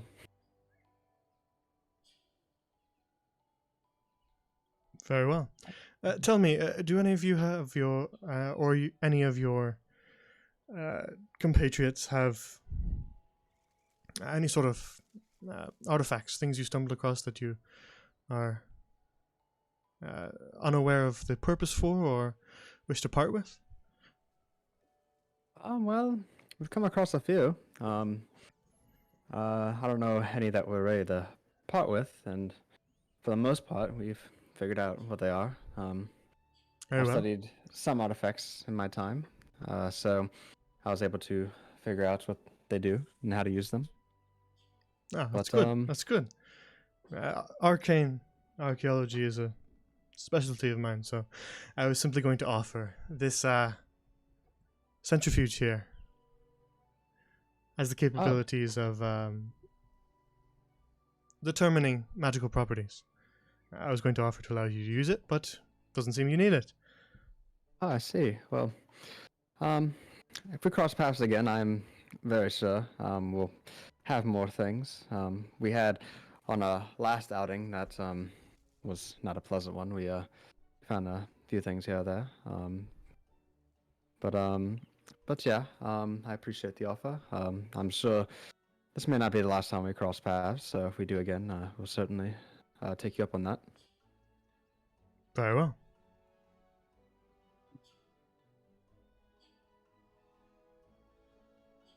Alright, dude. I guess we'll just go put that alert spell on the prisoner. Indeed.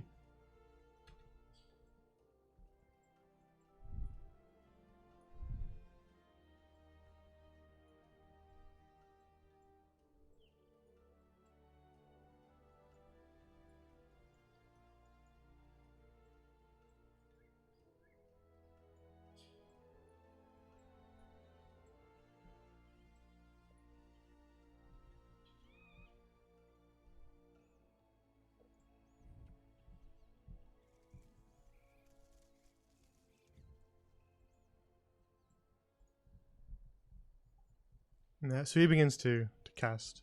And if you give me a moment.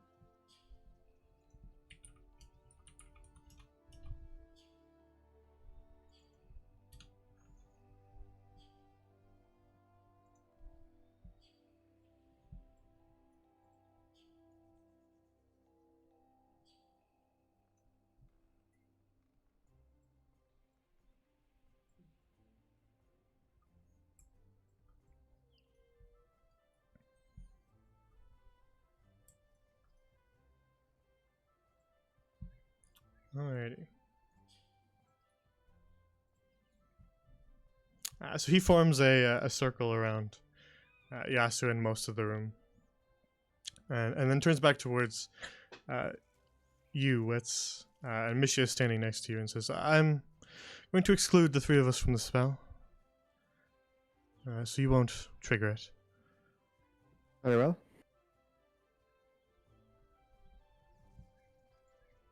But the spell is placed and the alarm is active.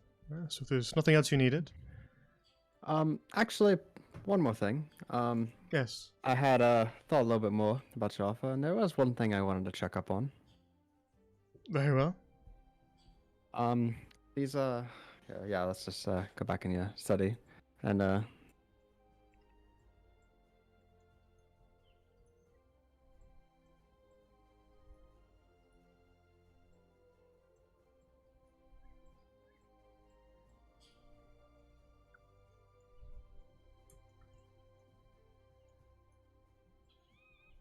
So, these braces that I have here, we had found these in our last outing, and I have learned what they do and how to use them. However, there was something else I couldn't quite pick up on, and it was something to do with the previous owner of them. I see. So, just wanted to see if maybe you could figure out anything more about that.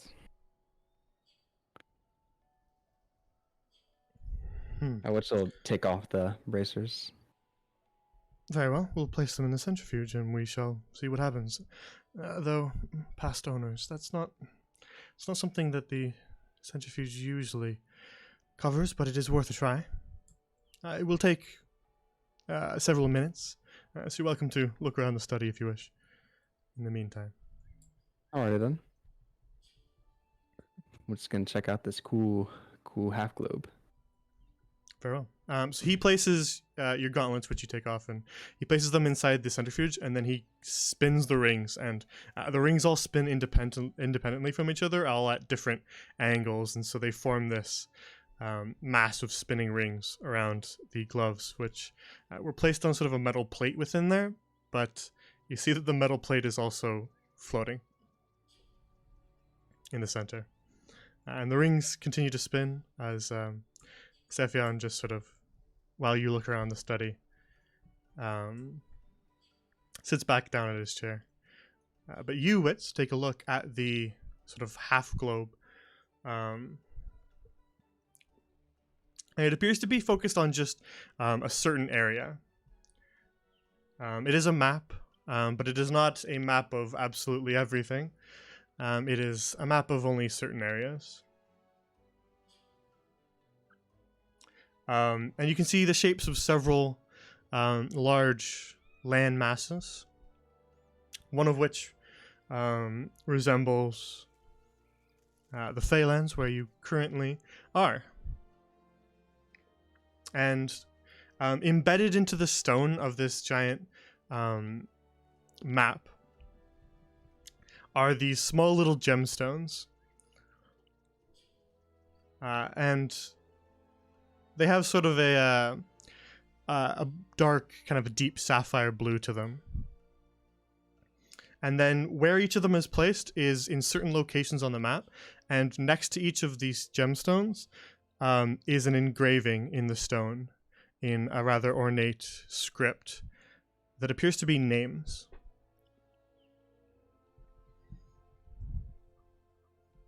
Let me give you a little map.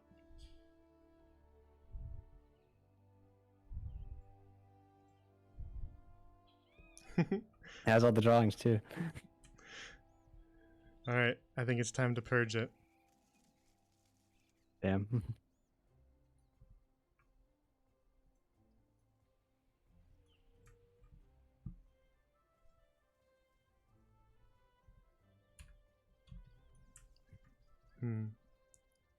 There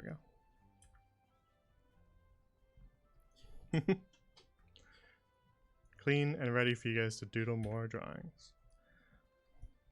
So, as you take a look at the map where you're currently located, you can see quite a few gemstones. Most of them seem to be situated in this area. The first of which you can see about there on the map, sort of past a mountain range, and on the stone map itself, the mountain range sort of juts up slightly from the rest of the stone. It's sort of an elevated area, but beyond it, in sort of a flatter area, is a gemstone, and carved next to it is the name Delsamir Kahani.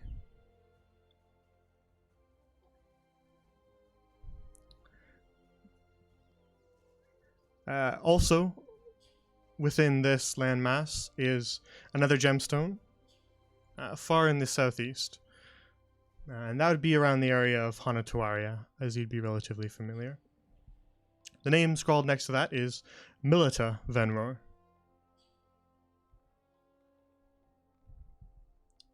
Also within this landmass, far on the opposite end, in the northwest, area would be another gemstone. And that one reads Thanarion Venror.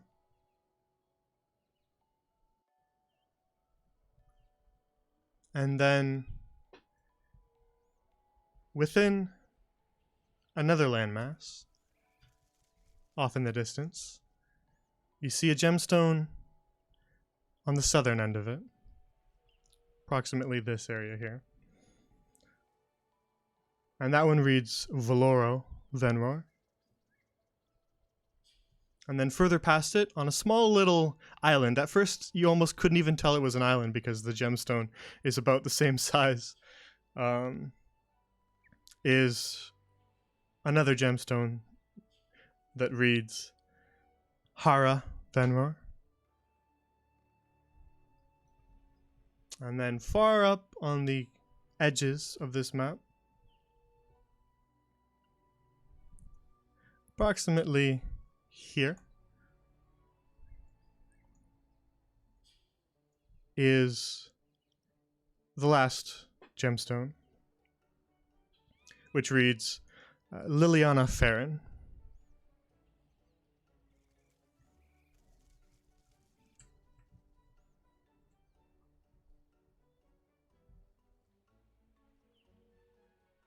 It's taking you back to the room. You spend some time kind of scanning the map and reading all these names. What were you going to say? He was gonna kind of like turn back at him and say like, "Ah, so I assume this is all family." Family, associates, and friends. The gemstones, they are called sending stars. They are a way to contact those who are very far away. I see. You can give one a try if you wish. I'm sure they won't be too upset. If they're not there, then they're not there.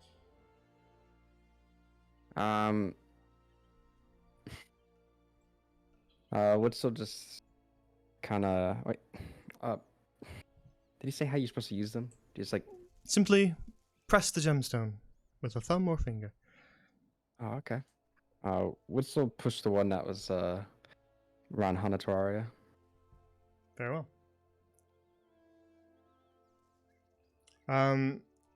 As you press into it, you feel almost like static shoot up your arm, just like a jolt. It's not painful, but it just feels a little odd. Shoots up your arm to your head, and you feel a sort of connection form in your mind.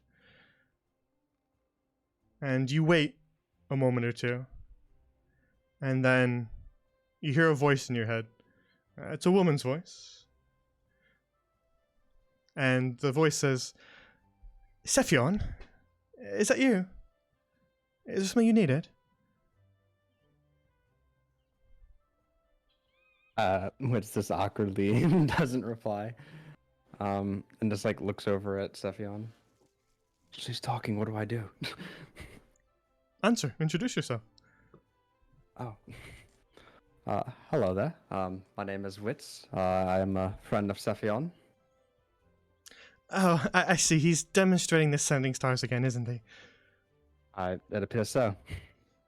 All right. Well, it was nice to meet you. Is that all? There's nothing urgent, right? Nothing at all.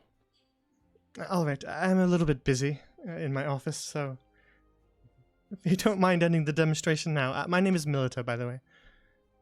Okay, nice to meet you. I am a cousin of Sephion. Oh, okay. Well, it's very nice to meet you. I'll let you go back to your business. Indeed. I'll sever the connection now. Very well. And you feel the jolt fade, and you feel almost like an odd little shift in your brain, a small little pop as the voice fades away. Oh, it's phenomenal. Where do you get these? Well, they are incredibly rare and very difficult to find, and the fact that I have found this many of them is rather miraculous. I spent a lifetime gathering them. I'd assume. Although, I could Which probably would have seen maps of Grand Loren, right? Yeah, you would have glanced around them. At least, at the very least, you would have seen the Glimmering Isles when you Yeah. traveled here. You know that you don't know like their exact geography perfectly, but you know a vague sense of where they're located in regards to each other and some of their names. Well, like, would he know like the general shape of the continent and notice that it's not there? What do you mean? Like, has he seen like a map similar to this of Grand Loren and noticed that he sees all these land masses but not Grand Loren? The Elder Isle, you mean? Yeah. Yeah, you would notice the absence of the Elder Isle. Oh, I see this isn't a complete map though. Indeed, it's more surrounding area.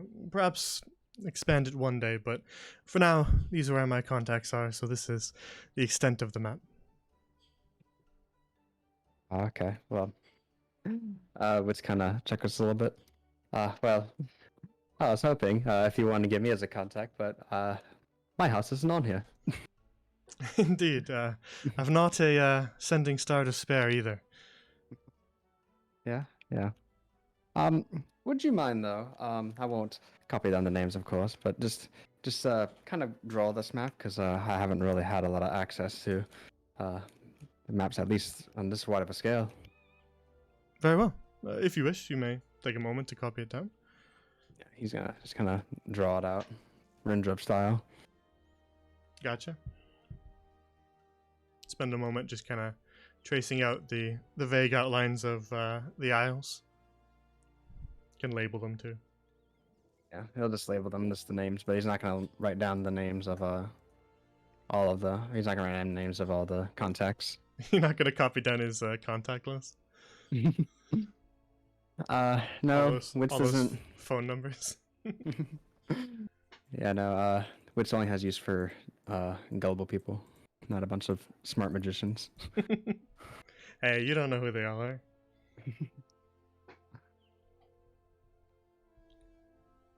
Well, regardless, if they know Cephion, that is not something he wants to make an enemy of.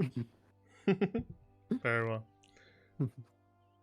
So you draw up your map and complete it. All right then. Are the braces almost done?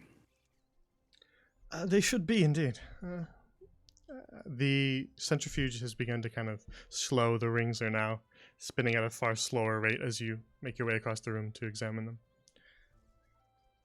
When the centrifuge stops, simply place your hand on the item. Don't remove it yet, just place your hand on it, and, well, you experience something a little bit like the sending stars you just touched. It's a little bit different, though. You'll see. All right. I assume it stopped. As you make your way across the room, the centrifuge slows to a stop, and there's now gaps in the brass rings where you can reach your hand through and touch the gauntlets. That's what he'll do. So as you lay your hand on the bracers, the first thing that happens is you almost feel as if you just closed your eyes. That's how strong the mental image is. And a bunch of images flash through your brain, and with them come information. And they flash rather quickly. The first thing that happens is you are told everything about what these gauntlets do, but you are already kind of aware of that. And it flashes through your head. Just images. You see the illusions forming and then sort of cracking like a mirror and refracting. You see them disappearing. You see just sort of everything that these bracers can do. Summarized in this sort of flash of images in your head. And this is information you already know, so I won't repeat it for you, as you can just read it in your inventory. But after that is just blank. Almost, I suppose, static would be a way to describe it. Just an empty space. As if there's just something missing from the gauntlets. As I said, when you first put them on, they felt sapped to you, drained. And so, after the empty space, the images start to fade, and then you get just the last little after images. And the first one is once more this.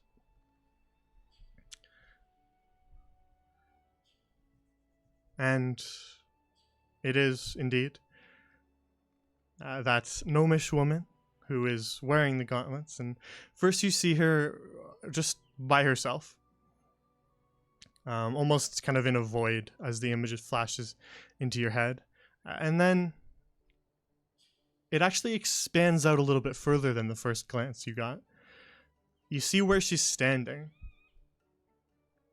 She appears to be in a dark cave, stone walls surrounding her. And then, looking a little closer, you see that she is wounded. She's bleeding heavily from several wounds, one in her side, one across her back. She has a cut across her face as well.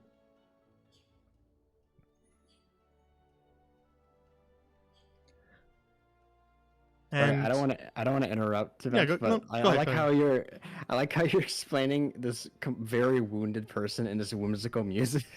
fine. Here you go. There you go. Happy? I'm sorry. It was just like it just like it just Here we felt go. so happy, but you were just yeah, okay. There That's better. Yeah. I was gonna fade into it eventually, but I'll do it faster because you're right. I was focusing on what to say, and I wasn't gonna distract Yeah, myself. by no, you're changing the music. fine. But there we go. Better. So you see this wounded gnomish woman, and as it sort of fades again, these are just sort of after images. They're weak and just sort of very, very faint. You see her pull the gauntlets off and store them in a chest. And as she pulls the gauntlets off, you see her hands. On the back of one of her hands, she bears the same sigil you do. She places the bracers in the chest and collapses, succumbing to her wounds.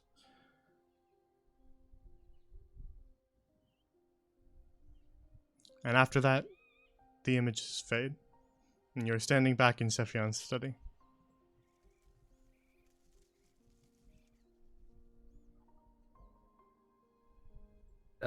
Witzel kind of like slowly take his hand off the bracers, just kind of reminiscing a second, or a few moments. And then after a bit, he'll grab the bracers back.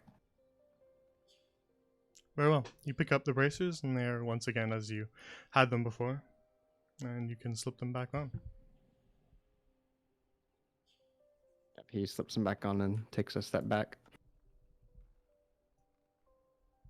And Sephion just kind of looks toward you and says, "Well, what did you see? Was it what you were looking for?" Yes, it was what I was looking for.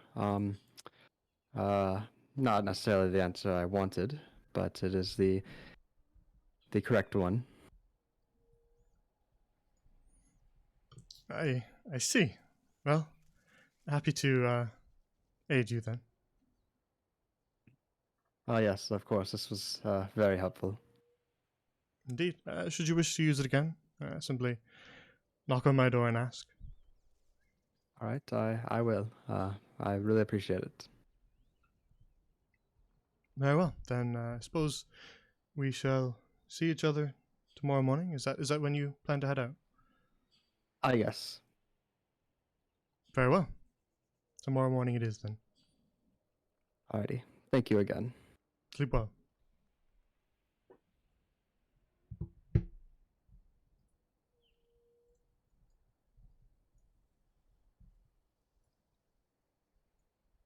And with that width, you make your way up the stairs to the upper floor of the Venmore estate.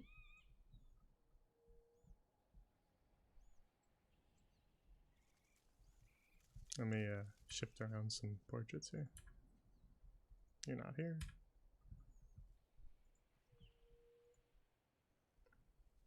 So Martos and Draven, you guys can drag your tokens where you want. Which room was which? Left was boys.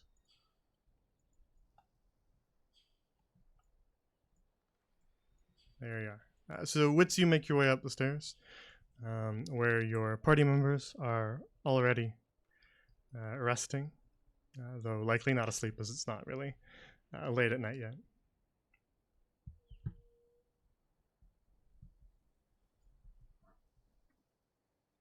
What's so kind of like slowly walking, or walk slower than normal, kind of with his head down. You just see Draven kind of messing with a lockbox on his lap, sitting on his bed.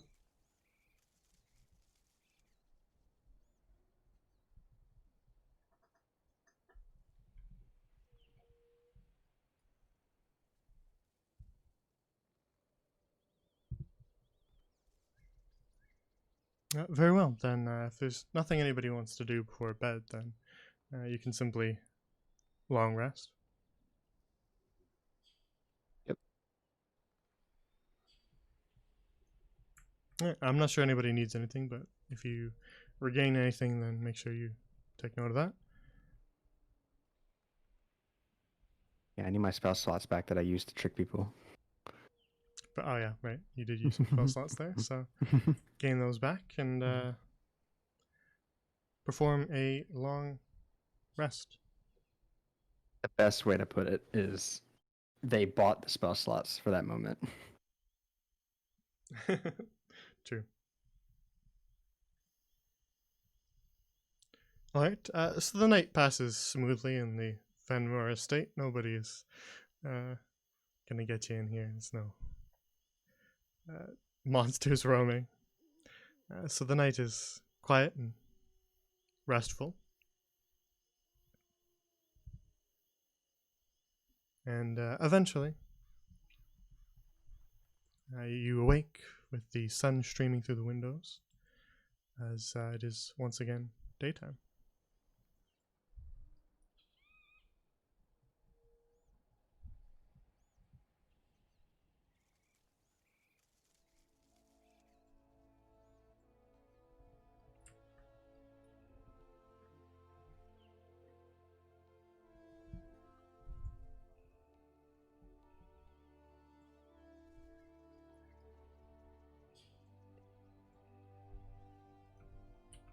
Sorry. Imagining Martis just picks up Sibyl out of bed and just carries her. Oh, Awaken. look at us. We're all up bright early. Yeah. If you all We got a don't long mind, day. I would like to stop by the blacksmith before we head towards this whisper weald or whatever it was. Oh, yeah. We're all doing things today. Yeah, Mardos needs your new blanket. I got a blanket. I got a blanket. I totally forgot I got a blanket. Wasn't it just like wolf furs or something?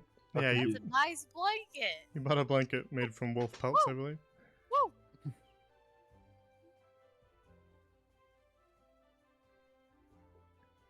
So finishing up kind of morning routine stuff, and I'm assuming bringing most of your stuff with you, Mm-hmm.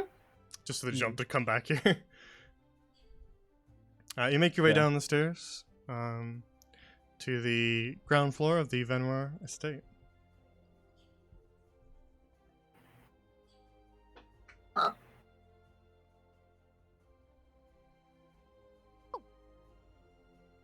Jump down the stairs again. It always looks like that. Just every staircase, Martos has to do it. It's like a compulsion. I just feel the need to run. Worry. Yeah, But- I'm very happy that we haven't come across a staircase that's more than 2 floors because you have to start rolling deck saves for that. Mishia's wandering the halls, still a little bit sleepy-eyed, and says, "Morning. You folk heading out already?" a bit of business around town first. All right, leaving the prisoner with us then. So we'll be back later to get her. Not much longer from now, though. We'll just have to make a stop in town, and then we'll be back. All right, all right. Well, I'll see you then. See you in a bit.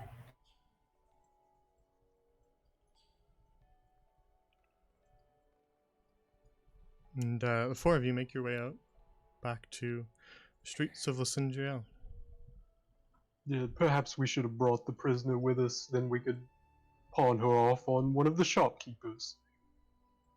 I don't know if any of the Pawn shopkeepers just her need a off? person. Listen, that phrasing was bad. I didn't mean human trafficking. I just meant, you know, What does not that having to kill her mean, Draven? ourselves. I really want to know what you meant by Perhaps she pawning could have off found a that wasn't part-time slavery. job. People don't Still pawn themselves indentured. off to be What? to a part-time job. There's such a thing as, what, indentured servitude? She is a prisoner. Perhaps she could work her time off. Indentured servitude is like one tiny tiptoe away from slavery. It really is. Like it's like which kind of holds his hands up. Like this is slavery right here, and then he puts his other hand right against it, and this is indentured servitude. Everyone must work for food and for their will to live. If she's a prisoner, who would be taking care of her? I mean, I guess herself, but I mean, it's still kind of slavery. So you guys are Don't headed. do the crime if you can't do the time. You guys are headed to sort of the north grouping where the blacksmith is, then. Oh yeah. Yeah, I don't know. I was just following them. Blacksmith, though. I can We're jump so you used to right going to where you around want to this go. way. That's why I was going to ask. There's no need for you to walk Yeah. around. And you wind your way back around the fountain, passing by the forest guard station, as you make your way back towards the small little clearing where the tailor, blacksmith, and a few houses are. You see forest guard training and wood elves going about their days early in the morning as you wander through town. Alright then, if you two, Modest and Seville, want to go get that blanket, Draven, I can go get this shield real quick. I hope this is the right place. Whoa. You got a 3 in 5 chance of going in someone's house, so.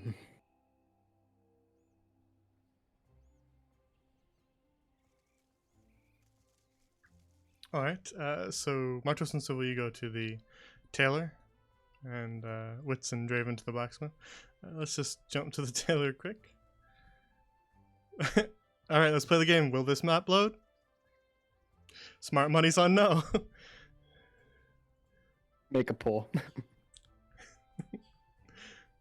All right. Let me get. The answer was no. Yeah, every time. Yeah, it's looking a little crispy.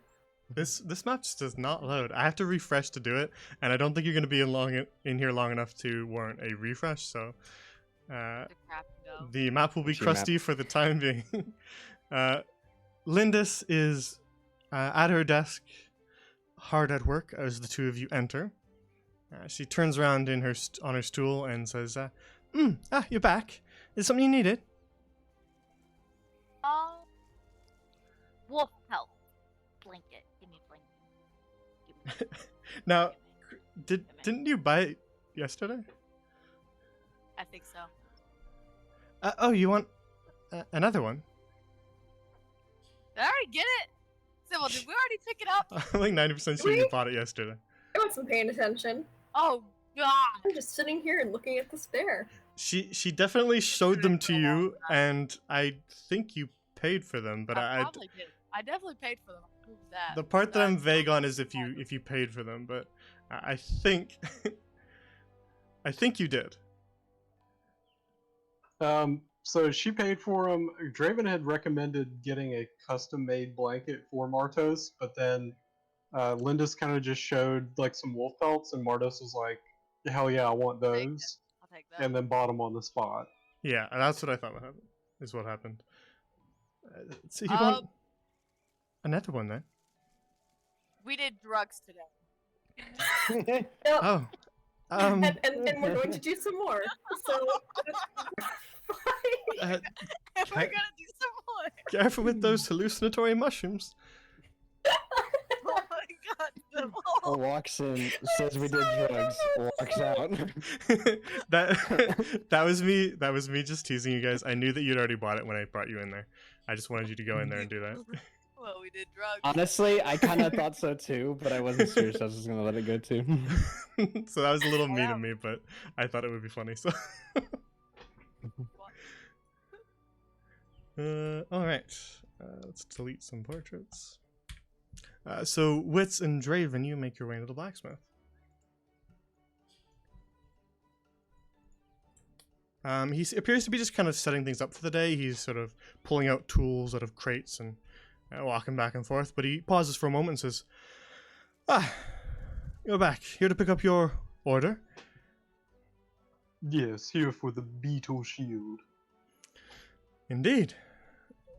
Well, the material itself proved to be not incredibly difficult to work with, in fact, and a buckler is not a complicated thing, so it's ready for you. Wonderful.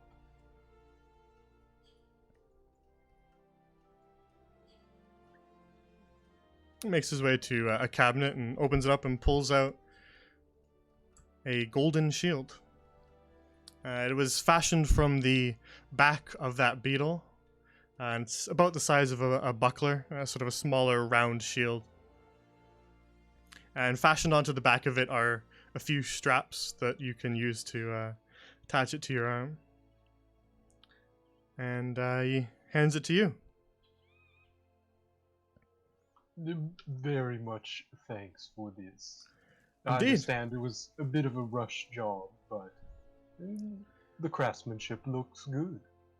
Well, the material itself was intriguing to work with, to say the least. I much like to forge with that again one day.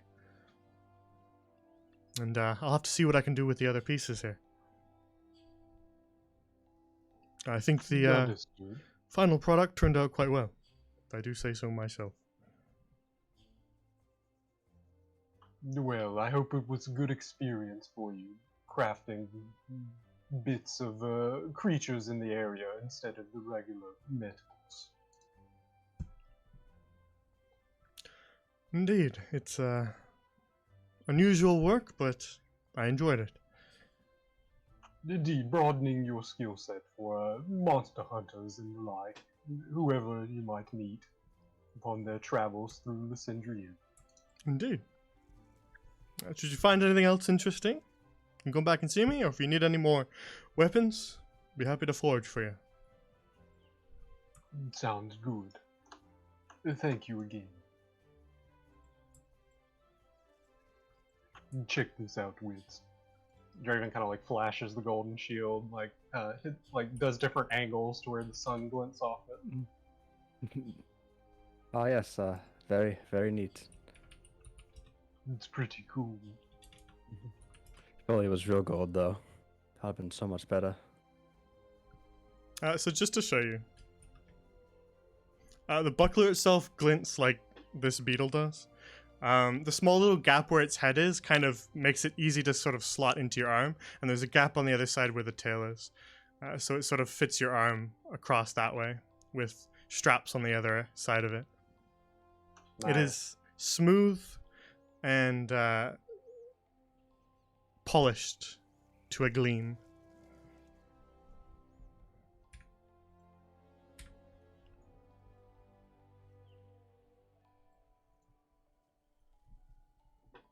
Surely this won't affect my already lackluster stealthing capabilities. Ah well, you know, I mean, it is what it is. After all, you could just toss it aside while we're sneaking, I guess. And since a lot of times we'll just scout ahead, come back, and then attack anyway. As long as we can keep Maros under control, of course. Well, on the other hand, I could always tie it to Martos and, we could send her off first. It would attract the most attention. That's true. She does have a funny way of doing that.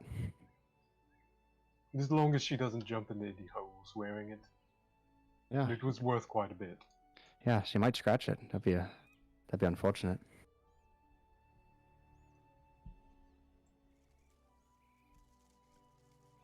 As the two of you make your way out of the blacksmith and come across Sybil and Martos making their way out of the tailor.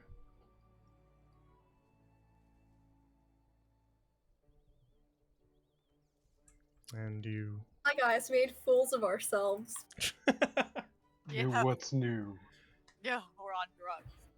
That's new. You all drugs? We're on drugs. You No, didn't we're share? not. We're doing more drugs, Sybil. That's what you said.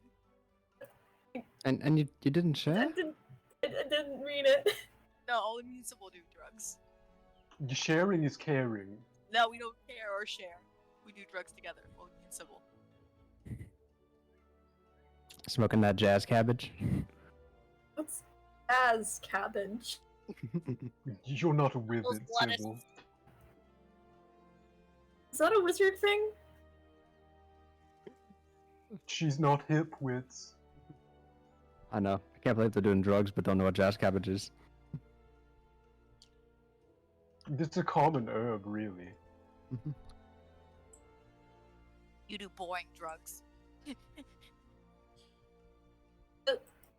I'm following her. She just runs. she I have just no idea where this goes. runs back to the lake. It's a lake. Fuck. You do boring drugs, nerd. You do boring drugs. Run. It's like in the past, it's like you're cool if you do drugs and not cool if you don't. But now it's like, damn, not doing drugs doesn't even make you cool. You just have to do interesting the- drugs. Yeah, you do. The You can't do drugs. boring drugs. Lame. There's a lake. Yeah, a really big one. So you wind your way around the lake, and this path takes you back to the Venmore estate. Of course, you will be way up here. I am lost. It's just like 3 vertical roads I'm still running. beside each other with some paths in between them. Mardos, where are you going? Just let it go. We don't need to for the spot. I thought we were going back into the house though. Mardos. I ran. I'm running. Morning jog. Yes, we're Okay. supposed to pick up the prisoner.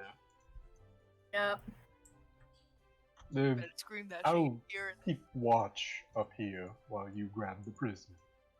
Is he Dram on the Dram roof? climbs onto the roof Oh and god. just perches up top. Gonna wave at the forest guard while you're up there. See, wave this person over here. Yeah, he'll give him a nod if the force guard makes any motions towards him. The forest guard be like, "What the hell?"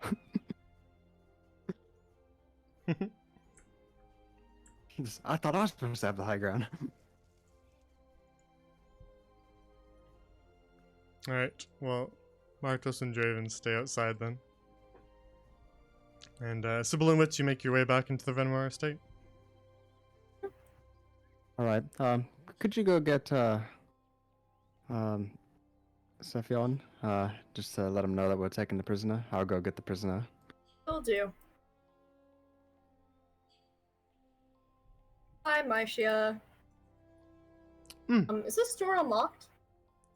It's not locked, but I'm gonna knock first, though. yeah, okay, you can knock. Eventually you hear a voice. Enter! Hello, Sephion. We're back to pick up, our, friend. I see. Well, Mishia can aid you, and your friend Witz as well. Mm-hmm. Saw me cast the spell last night. There was no alarms in the night. No one entered there without me being aware of it. Okay, good to know. Thank you so much, by the way, for letting us keep a prisoner in your house. Well, you folk didn't seem particularly sinister, I suppose, and from what I could tell, your story seemed to check out, so I thought, why not? Your story was a bit of a curious one, and I wanted to know more. Alright. Well, I hope we'll meet again. Indeed. We'll be heading out to the Whisper World, so hopefully it's not in the next world. Goodbye. It is a dangerous forest, but should you return to Lysindriel, you may come back and see us at the Venwar homestead. Alright. Let's walk with him.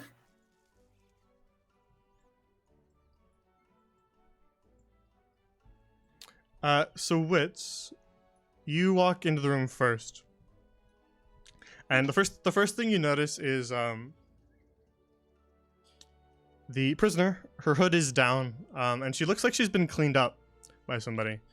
Her face is no longer kind of caked with dirt, with a bit of blood mixed in there. She's now looking a lot healthier and has been significantly cleaned up, though she is still wrapped in spectral chains and sitting at the far chair at the table.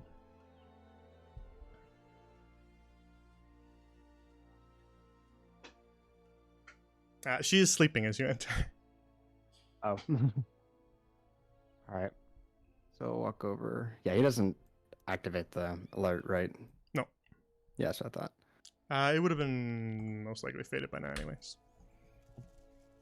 He just shakes her. Boy, it's time to wake up. She sort of takes a moment, blinking her way awake, as she kind of looks around and recognizes your face and says, what? Where? What's happening?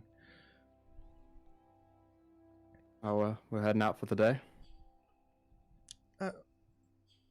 Where? Well, know where you're going. But we're getting you out of here now, so. I see. Alright, well. Come on, let's get going.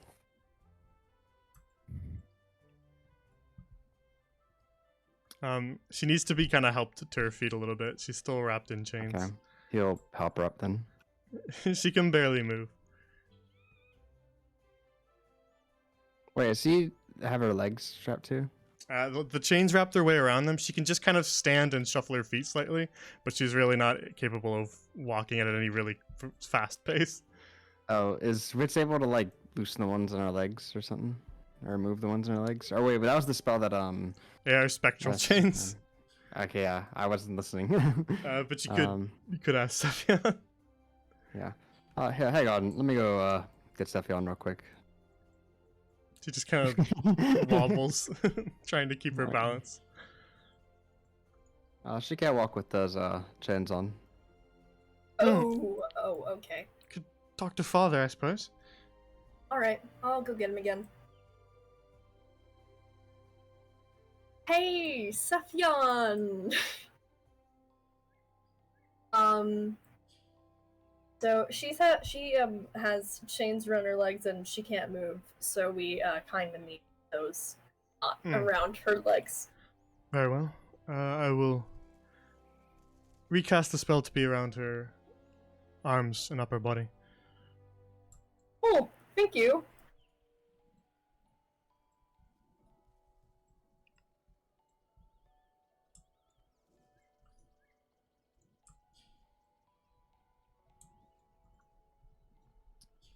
So Sephion dispels the chains from around Yasu. And as the chains kind of shatter and disappear, she actually just kind of stands there and just sort of rubs her wrists. She doesn't really make any attempt to do anything as he recasts. Yes. Before we cast, can Wits bring her quick? Steffi, actually, would you mind if we just leave it like that? We'll retie our arms with a rope. That way, whenever we get away, we don't. She's not just not like we can not do anything about it if we were to turn her over to Forest Guard or whatever. Very well. Wits will come over and tie her arms behind her back with the rope. She allows you to do it. All right, let's move on.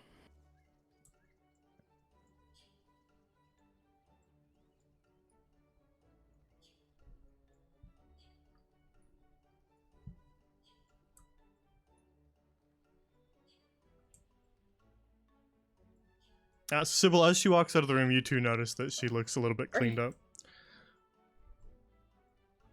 Okay.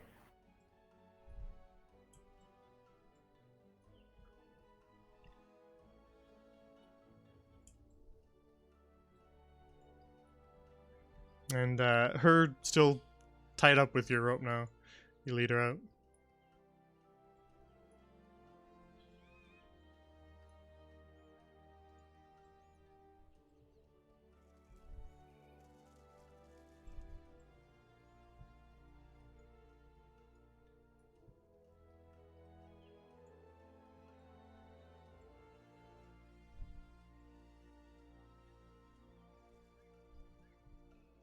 Draven, Batman. from your perch, you see the three of them exit the Venroy estate.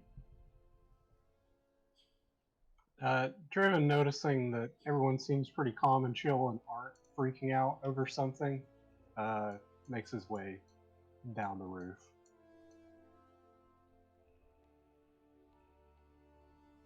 I suppose we're ready to escort the prisoner to the guard then. Actually, I have a different idea. Oh, you do? I think we should let her go. You think we should let an assassin who attempted You know what? to kill us, or was at least affiliated with the group that attempted to kill us, just let them go? I don't think she has any particular anything against us. Well- I can't see anything today. Not personally, perhaps, but she did work with an organization that does such things. That should be forgiven, you think? Raven, Yeah. I've worked for various organizations of the same nature, and I don't seek personally anything.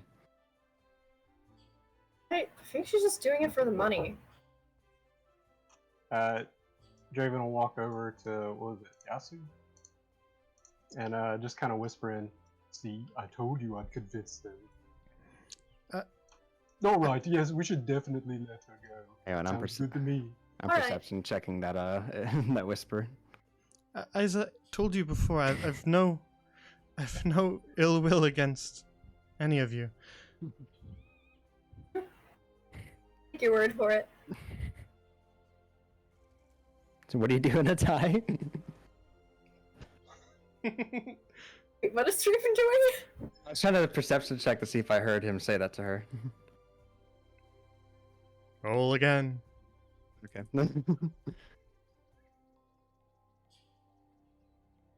Oh, I didn't no. hear shit. Must have been a bird chirping or something, I don't know.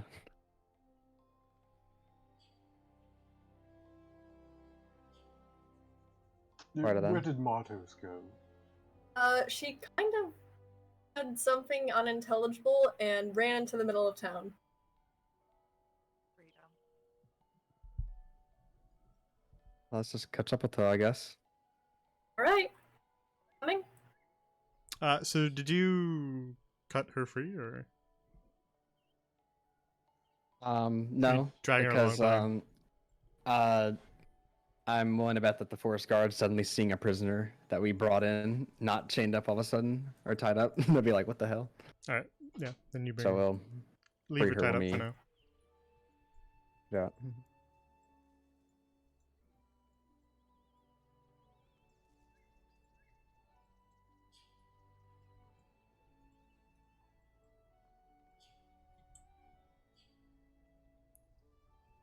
So you lead her along back down the steps towards the fountain. Now, I have no idea where Martos went, Does Mardos know where Mardos went? so Martos can tell me. Mortars? I'm soaking my toes.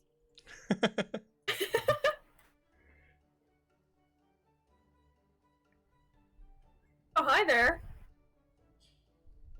Oh, hey guys.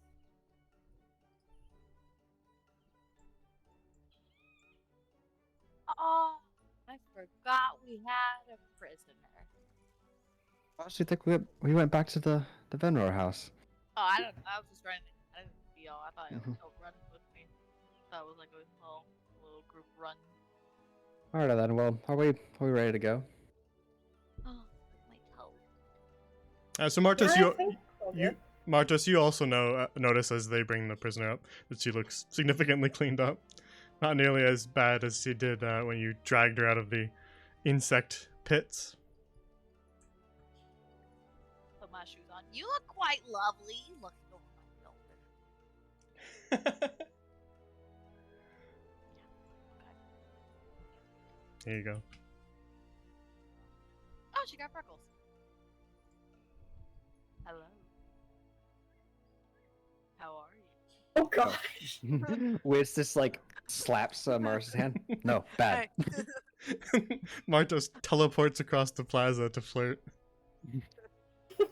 Martos learns magic just for flirting purposes. Yeah, that's it. Only reason. Um. All right. Yeah. So, where are you going to go? Or where do you need to go? Well, my plan was to head back south and attempt to find a ship back to my homeland. Okay. I'm going to tell the Forest Guard that you are heading south, and if you go anywhere else, they'll likely kill you. Gosh.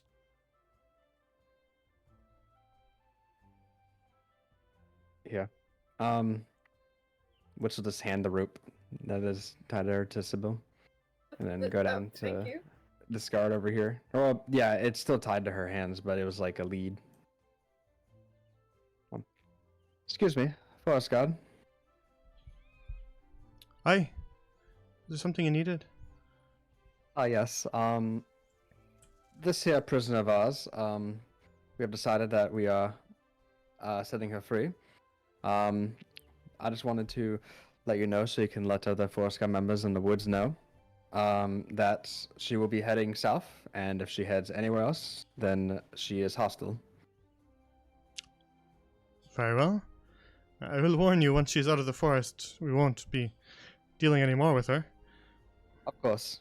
That's just for the safety of Lysindrio.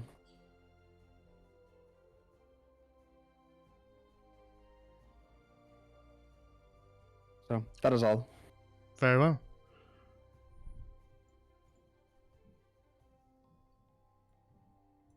Which will come back over and untie Yasu. Alright. Now you untie the ropes that bind her. Right. I better not hear of you and anything else that we come across again. I assure you we will not be as merciful next time. I understand. I'm only going to head south. I doubt we'll see each other again.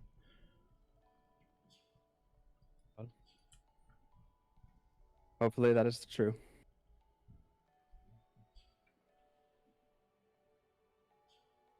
Now go ahead, carry on. Alright. Safe passage. You as well. Thank you.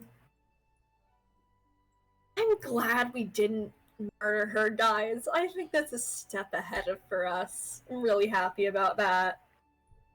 I'm in love. And I'm depressed. surprised you've killed people for less.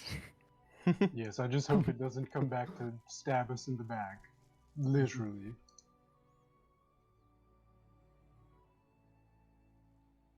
Well, I'm sure we'll be fine. We'll manage. What can one assassin with fire magic do against four of us? I highly doubt we'll see her ever again. Hmm. She does the same thing I do, after all.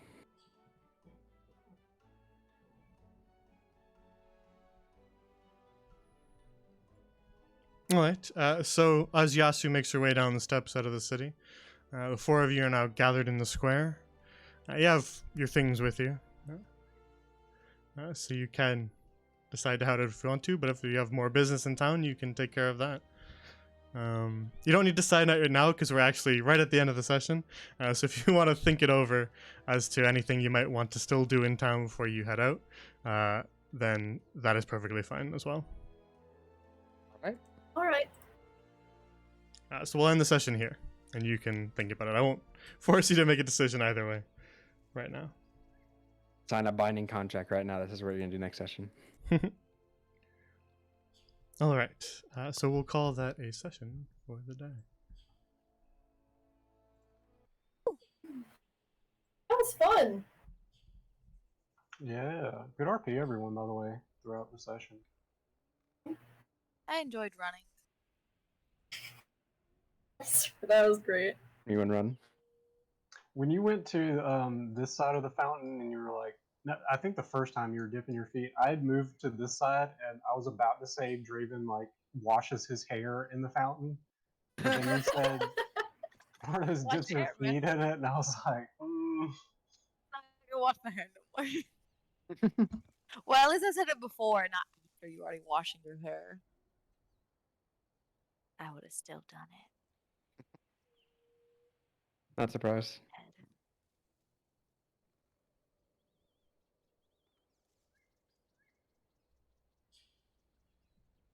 Alrighty. So as I said at the beginning, next week might be tough for me, so we may have to skip it. I'm not entirely like 100% either direction at the moment, and I'll let you guys know a little bit later towards then. But it's looking like I will probably be busy, and I'll have to cancel the session that day. It's sort of the couple days around it, the Tuesday, Wednesday, Thursday. So unfortunately, we won't be able to just push it a day or adjust the time.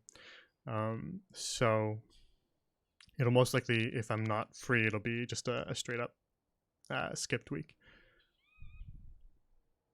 But I will let you guys know about that once I am 100% on what is going to happen. sounds good. The next stream will be Friday, most likely, for more Seas of Sand. Most likely 8:30 or later, as long as everything works out with them. So tune in for that. The other campaign running on this channel is Silver Song, and it is on Mondays at 7 p.m. Eastern. So check that one out too if you want. We have my Twitter and the Discord for schedule updates. Feel free to type that in. Why didn't it work? The bot slacking? Well, the Discord one worked, and the cheese one worked. There we go. Oh, I didn't type it wrong, right? No. Okay. So I was going crazy. I'm like, that looks right? Just wasn't feeling it. So you can follow my Twitter or join our Discord if you want schedule updates. If you miss a session and want to catch up, we have an archive on YouTube. All the VODs are uploaded there. If you want to learn more about the world, you can check out my World Anvil. It has locations and deities and factions and all sorts of stuff. So check that out.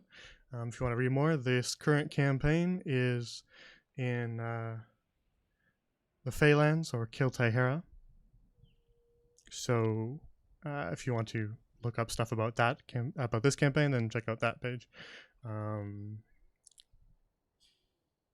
Other than that, that's all I have to say. So I will see everybody in the next stream. See you guys later. Oh, and Yeah. thanks for being so patient about me being late today. No worries. It I really wasn't enjoyed that the late. panic in your voice. Oh boy. I know. I'm every day. I'm starting to believe less and less that Mardos is your character, and that your real life person is actually your character, and Mardos is you. It's both, hand in hand together. Well, so just good night, everybody. Just so I can end this stream. Yeah. don't mean to interrupt, but good night, everybody, and I will see everyone next time. And have a good night. Good night. Police.